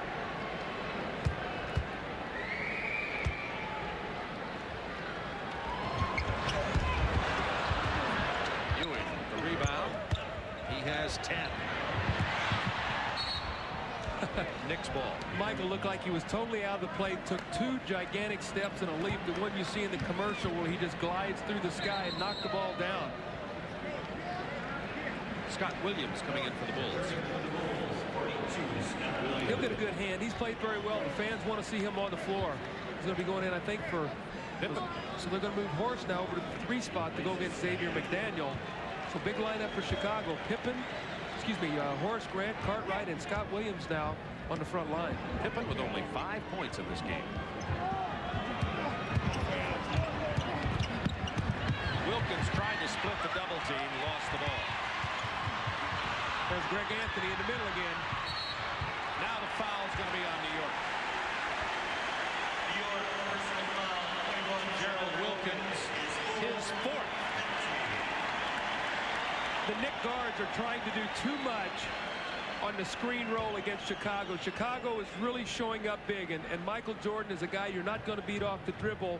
That time he tried to split him, it was a turnover, and then in his frustration, foul trying to get it back. So, Bob, it's very important when you have a play against a quick, fast team that you move the basketball in the air and not put it on the floor, because when you put it on the floor, they can react. New York, 8 turnovers in this quarter. Will Perdue comes in for Bill Cartwright. Perdue played 8 minutes in the first half, had a basket taken away at the buzzer, and had 3 rebounds and a block shot. See, Michael Jordan doesn't mind you take a basket away from him because he gets so many of them. Will's saying, you take mine away, I don't get that many of them. Ewing with the rebound. 10-point Bulls lead, minute 26 to go third. Grant, Williams, and Perdue up front for Chicago. What does Ewing have? 1 field goal attempt in this quarter?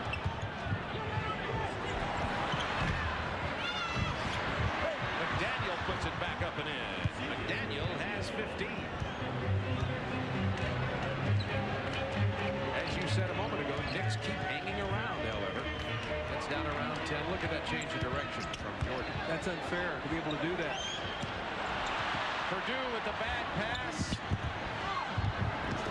Wilkins follows. Jordan knocked it out of bounds. Chicago ball. Well, Jordan actually knocked it off the Knicks. What a play. What a great effort by Michael Jordan. He did not quit on the play, chased Anthony down, forced a shot, and then turned around and knocked it off Wilkins' leg. Going to spread the floor, let Michael penetrate. If you're going to help, you got to help off Will Perdue. They do. Leave him the shot. It's good defense that time by New York. They got to know who you can leave. They left the right person. Chicago by 8. 8-second differential in shot and game clock. Hey, Bob, they score here. It's a 6-point ball game. Tough penetrating Chicago defense. Wilkins trying to do it on the dribble. Another walk. That's the 9th turnover in this quarter. The 19th in the game. We talked about trying to do too much with the dribble. Against Michael Jordan, you've got to pass the basketball.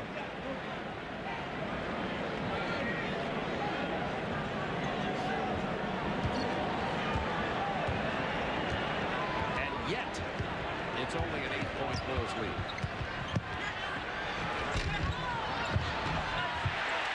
Who tipped that in? Williams. I believe it was Williams. Yes.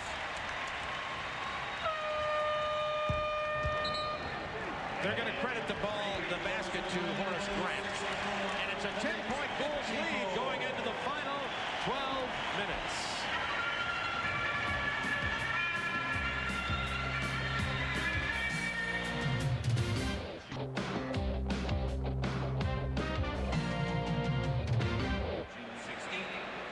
Beautiful downtown Chicago. The Bulls have a 10-point lead. Bulls led by 9 at the half.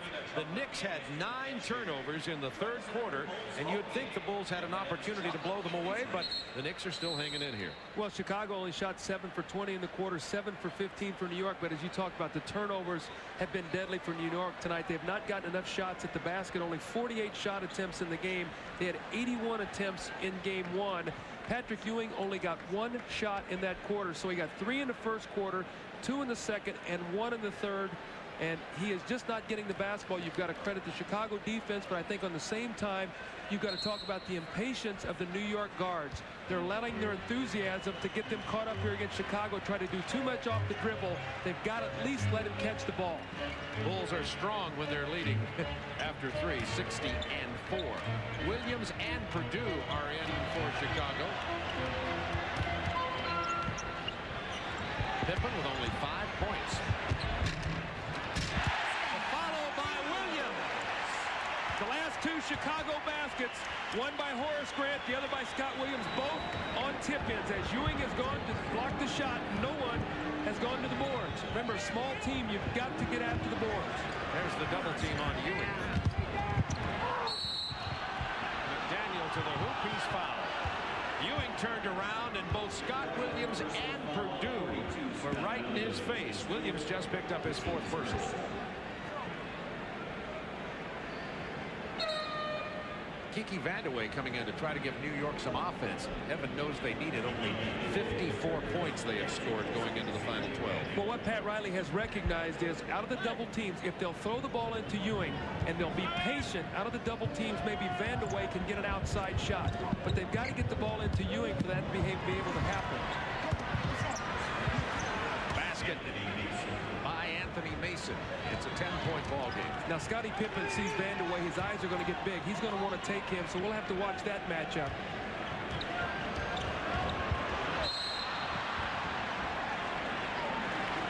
Foul's going to be called on Anthony. Now, Anthony made a mistake there, and the referees are being nice to him. They have one delay a game. Anthony threw the ball to the other end of the floor. Had they called it, it would have been the technical foul. So for the grace of the officials there, you're not shooting a technical free throw right now. 10:54 to go in the ball game. Each team has committed one team foul. It's a 10-point Chicago lead. So this matchup right now, you better watch Pippen and Vandeweghe. Good pass. B.J. Armstrong to Scott Williams. Scott Williams played well for Chicago in the final series last year against the Lakers, and he's doing it again tonight. An emotional player and giving them a very big spark on their front line. 22nd timeout. Bulls by 12.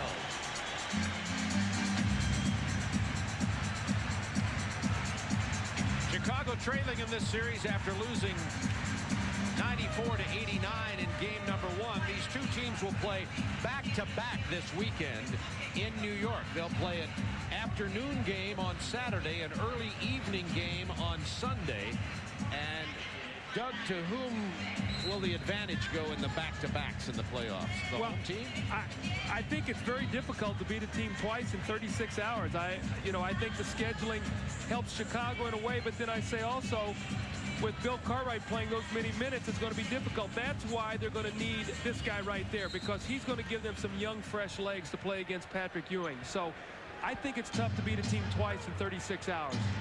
Hodges, Armstrong, Scott Williams, Purdue, and Pippen on the floor for Chicago. 10 to shoot for the Knicks. See, now, if he'll take his time, Vandeweghe will get the shot. This is why he's in the game right there. Boom. And he drains a 3. But that's why you got to take your time. You got to throw the ball in the post, get the double team, and swing it. 2 seconds on the shot clock. They did show poise.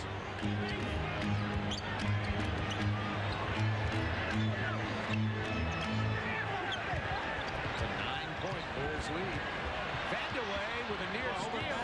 Pippen went across the line. The official missed it, but nevertheless, Anthony comes up with it.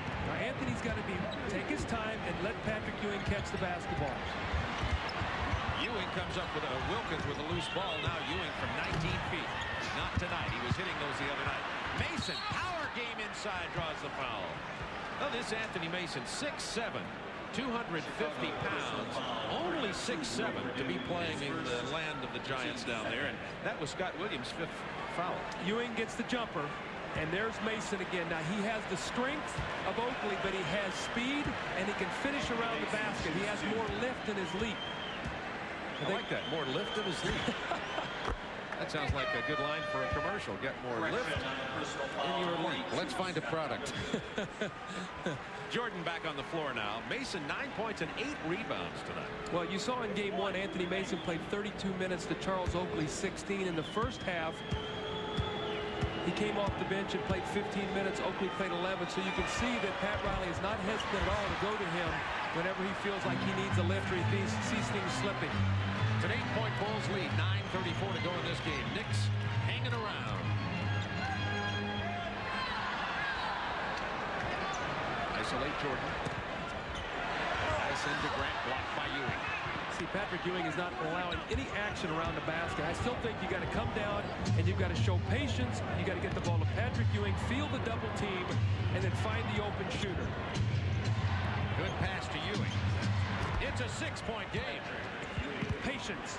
Patience is what you have to have. When the team overcommits on the screen roll, you've got to counteract it and find the open man. They've done that the last 2 possessions. Only Ewing's 8th shot attempt of the game. He's hit 3 of them.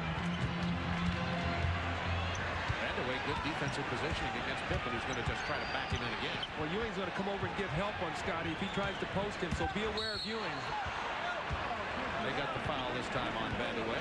Pretty good defensive job on Pippen, but he just can't handle him on the block. Well, what's going to happen is Scotty's backing down. Ewing is taking his time. He's waiting, and when Scotty commits himself, he's going to come over for the block shot. What has to happen is New York has to guard the offensive board, because they've snuck in Chicago and got 2 scores when Ewing's come over to give help. See, he'll come over to give help on Michael on this shot. Someone's got to help on the boards. Right there's your man. Grant, Michael Jordan dished it after he saw 3 Knicks surround him. That's what happens. You get in the post, you get help, and you find the open man. Bulls by 8. Now looking for Ewing again. Cartwright back in the game. Bill Cartwright has only scored 2 points in this game. Ewing. He's hit 2 in a row from the perimeter. Look out. Yeah, you hear the sigh in Chicago's crowd. You say, uh-oh, didn't we see this the other night when he scored 16 in the last 20 points in the 4th quarter? The go-to guy for the Knicks. He's hit his last 2 jump shots. Armstrong, nice hesitation. And then Pat Ewing with a hard foul on Pippen. Pippen will go to the line. How many dunks have you seen Pippen or Jordan get in these 2 games? I can't remember one. Not for Pippen or Jordan. I don't think, and I think one of the things is we're not going to allow you to dunk the ball. Scotty cocks it back, and there's Ewing, and Scotty almost makes a sensational play, but he realizes, Pat Riley and this team does, that's what ignites Chicago. They'll take the 2 free throws. But when Pippen and Jordan get up skywalking, everybody gets excited. The Bulls had no dunks in game 1, and the dunks that have come here in this game have been follows, like, for instance, by Scott Williams. Right. But I don't remember Michael or Scotty, either one having a dunk in these 2 games. Exactly right. Pippen playing with a sore ankle tonight, struggling offensively, as you saw by those numbers, and missing that free throw. Ewing. You gain a point on that possession. With his 12th rebound. It's a 7-point Bulls lead. 7:48 to go in this game.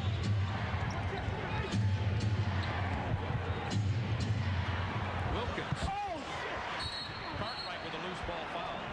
No, checks that off. The ball bounced over the backboard, and it would simply be a violation Chicago ball. But you had the right call. You had the right call. If the ball had not hit the shot clock, it was a loose ball foul. So you were right on that one, Bob. Thank you, Coach. 7:29 to go in the game. They're not going to allow Scottie Pippen to turn the corner on screen roll. He and Michael Jordan, they're going to force somebody to hit an outside shot. Jordan draws the double team. 6 to shoot. That's a 3. Run down by Vandeweghe. Pippen only 2 of 11 tonight. 8 for 18 in the first game. Anthony trying to post Ewing. Not this time. If it goes in, though, if they double team off the dribble, Vandeweghe will get the shot. Ewing's hit 3 in a row from there. And Doug, you asked the question in the first half. Ewing turned that shot down time after time. Maybe he was just saving them. It is a 5-point Bulls lead.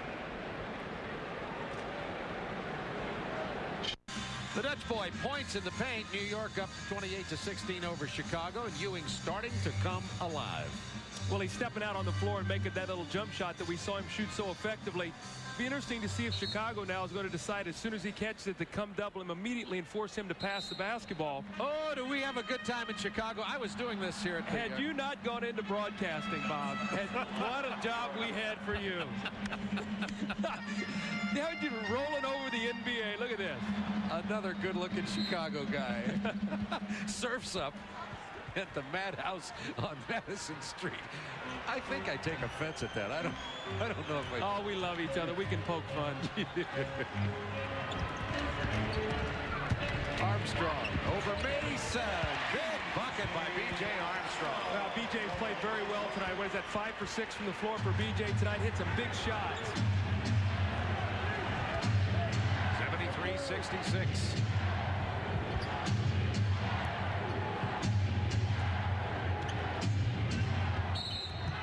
Ewing was held by Cartwright. That's his 4th personal. A team foul situation. Both teams, Knicks and Bulls, with 3. 6:20 to go in the ballgame. One of the real factors in game 1 was that Chicago got in the penalty early, so it's very difficult for them to guard Michael Jordan late in the game without fouling him and putting him on the free throw line. They'd like to get the ball to Ewing. Chicago doing an excellent job preventing him from getting on this side of the floor. So they go to Mason. Good up and under move. Well, he just went right around Horace Grant. That was quickness and power. Bumped into him. Horace went back, and Mason spun right off of him. 11 points, 8 rebounds for Anthony Mason. Tennessee State. Jordan kicks it to Armstrong. Rims out the 3. Now, Greg Anthony's got to take his time, and they got to get the ball in Patrick Ewing's hand. Run a little screen roll, let him pop out, or drop it in the post to him. Starks trying to drive on Grant. He got in there. Big rebound, Mason. He missed it, but it'll go to the line. This game, if he hits these free throws, is all of a sudden a 3-point game. I think Chicago's getting more than what they wanted tonight in this ball game. Obviously, the loss the other night, but you would think, and everybody thought, and I think Pat Riley had a very good point. He says, why is it that when we won this game tonight, everybody said that we woke Chicago up, like we weren't supposed to do that? And I think he made a great point. I think people have underestimated this New York team, and I think a lot of it is because they finished the season so poorly. They slipped into the playoffs. They did not finish well. Pat Riley took them down to Charleston, South Carolina. They had 3 days of boot camp. They came back for their Pistons series, and they have been strong ever since. You've got to give them a lot of credit. I mean, Chicago, if they advance, will win and earn this series. Mason drops them both. It's a 3-point game. Coming up tonight, Game 2, Phoenix at Portland. Ron Coolin, Jack Gibbons will have that for you right after this. Portland leads that series 1-0, and that was a real exciting game on Tuesday night. Don't want to miss it on TNT. And my number's right. And Michael Jordan had 21 in the first half, only 2 in the second. Your numbers are right. The fatigue starts to become a factor. I want to tell you, I made the point early. Michael was working so hard to get the team off, and he's been a little out of sync. He's 1 for 6 in this half after going 10 for 16 in the first half. Knicks can pull to within 1 or tie it on this possession. And also penalty situation the rest of the way, Bob. So if they foul, New York will be shooting free throws. There's the double team. Ewing all the way across the court. Starks thought about the 3, only 4. Now he drops the 3 up there off balance. Bad judgments. Greg Anthony held the ball on the skip pass, and he caused that violation. He's got to either make his move or give it up sooner. Excellent defense, though, by Chicago. New York only 1 of 8 from downtown tonight. Jordan alone. He ain't going to miss that. Only a second field goal of the second half. Bulls by 5. Crowd back into it. B.J. Armstrong. Great pass.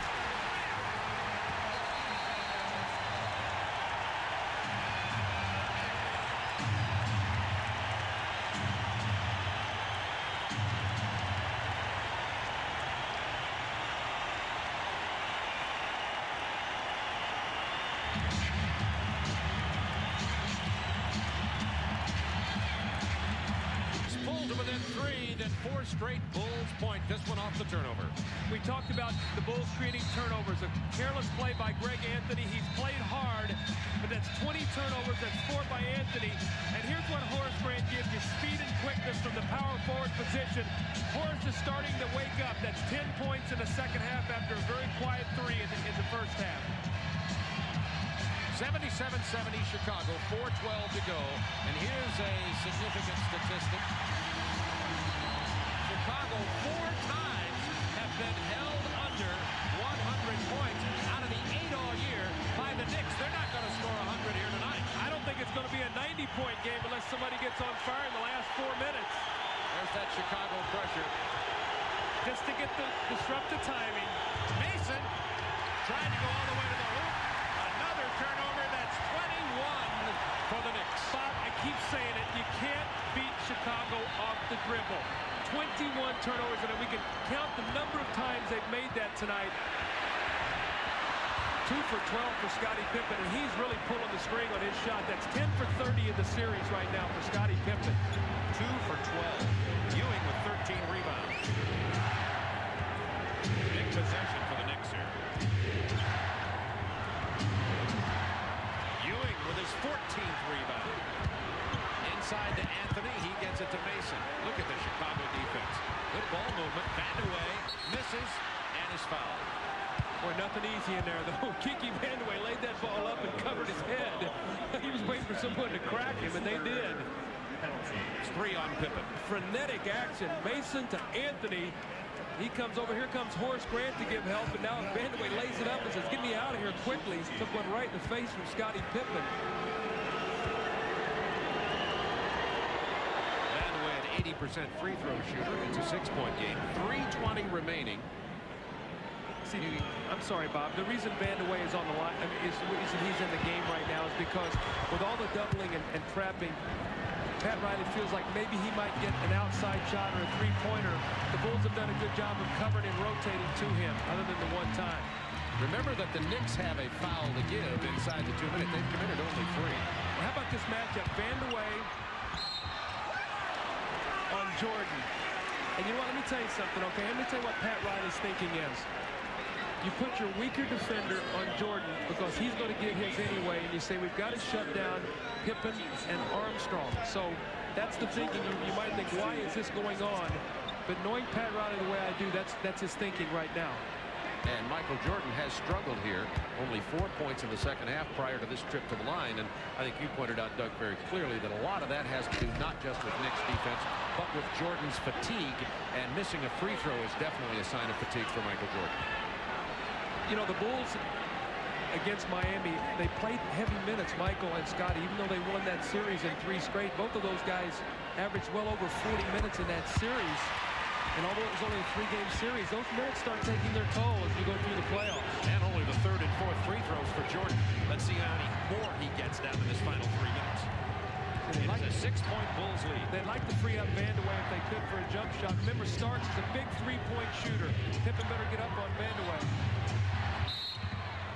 That foul on Bill Cartwright holding Ewing. Vandeweghe had a great entry possibility that time, and he didn't get the ball to Ewing in time.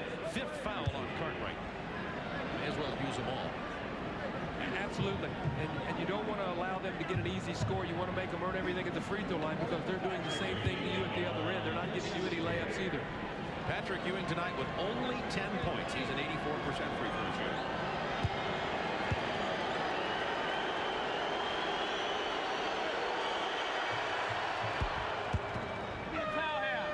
Wilkins gets into the ball game, and that's the first free throw for Patrick tonight. He was 6 for 7 in game 1. Now, as we see Vandeweghe leaving and Wilkins on, now what that is for, that's defense. That's offense-defense substitution, and I'm sure if Pat Riley can, in dead ball situations, maybe get Vandeweghe back on the floor. But with the Bulls having the ball now, he wants his better defenders on the floor.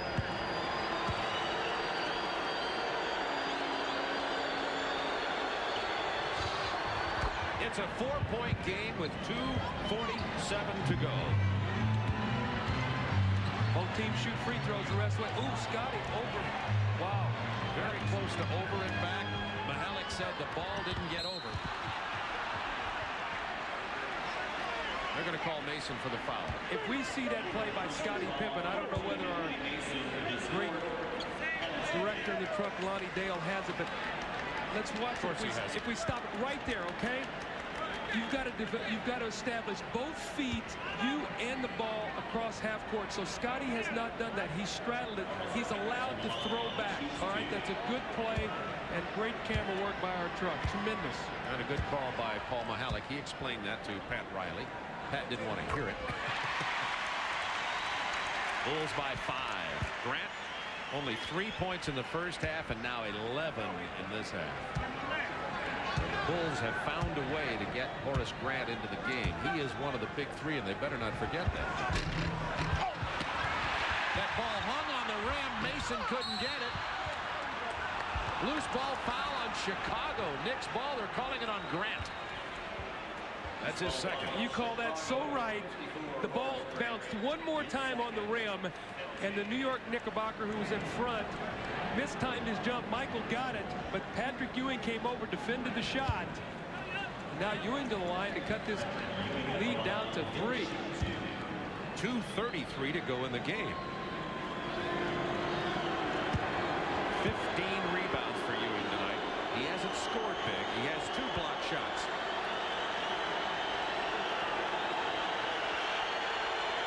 Excellent free throw shooter. I tell you, the one thing you have to appreciate about Patrick Ewing in tonight's game is he didn't start forcing shots.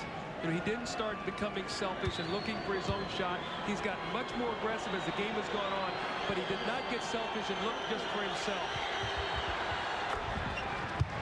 It is a 3-point Bulls lead. 2:33 to go. We've seen a couple of beauties here at Chicago Stadium. New York is playing their heart out. Jordan's foul.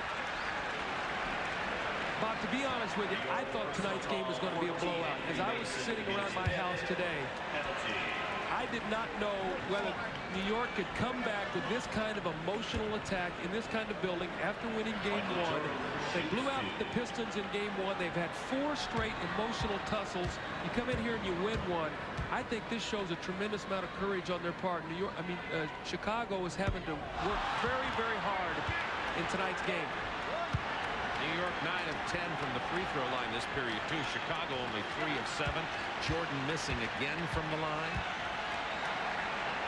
We saw his fatigue in Game 1 late. Missed that one also. Missed them both. Rebound Ewing. Mason, by the way, has 5 personal fouls. And Michael tonight is 2 for 6 from the line. Patrick Ewing's got to touch the basketball. They're going to come double team him, though. Drains it from 19 feet. It's a 1-point lead by the Bulls. Phil Jackson gets timeout, and this crowd sitting on their hands.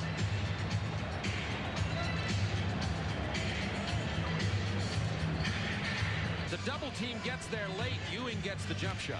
Well, we wondered why Patrick Ewing wasn't shooting this shot early. The ball comes, and we're going to see right there if we hold it. Here comes Horace Grant. He's playing Anthony Mason. He's going to try to come all the way across the floor and double team. He can't get there soon enough. But watch this as the shot goes. Watch what else happens. Look at this. If he misses, Mason is on the boards. So I think Chicago's going to have to make a decision on this, what they're going to do. Ewing 4 points and 11 rebounds the first 3 quarters. 12 points, 5 rebounds this period, and we have 2 minutes left. How about John Starks came over to me during the timeout. He said, we're going to win this game. He walked all the way over here. 10 to shoot for Chicago. And they're looking for Michael Jordan. 6 to shoot. Boy, oh boy, someone's going to have to look for it. B.J. Armstrong in the paint. Big bucket. Well, he's made some big ones all night. Bulls by 3. It's a big possession right here. Chicago's got to get a stop. Looking for Ewing. Cartwright all over him. Cartwright playing with 5 fouls. Illegal defense. Oh, he's called an offensive foul. On Patrick Ewing. Wow. Wrestling with Cartwright on the block. Wow, Mike Mathis with a call all the way across the floor. In a crucial time. I haven't seen one of those in a while. Let's watch it again. Let's see if it was happening. Here's the wrestling, the arm wrestling going on. And right there is where you call the foul when Ewing put his arm down against Cartwright. But a gutsy call by Mike Mathis. Bulls with a 3-point lead. 9:16 to go. I guess not so gutsy if you're in Chicago Stadium. That'd be a gutsy call in New York. Grant misses. Wilkins with a rebound. Another chance for the Knicks. Timeout, New York. Trailing by 3, 1:05 to go. Riley just said, come on, Mike.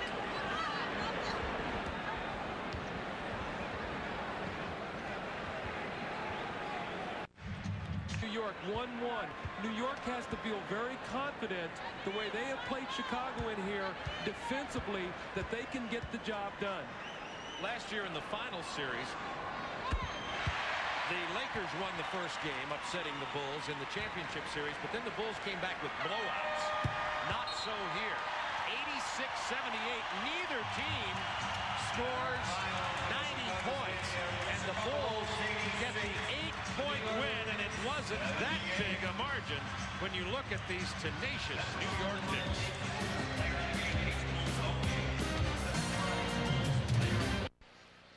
Once again, it was madness on madness.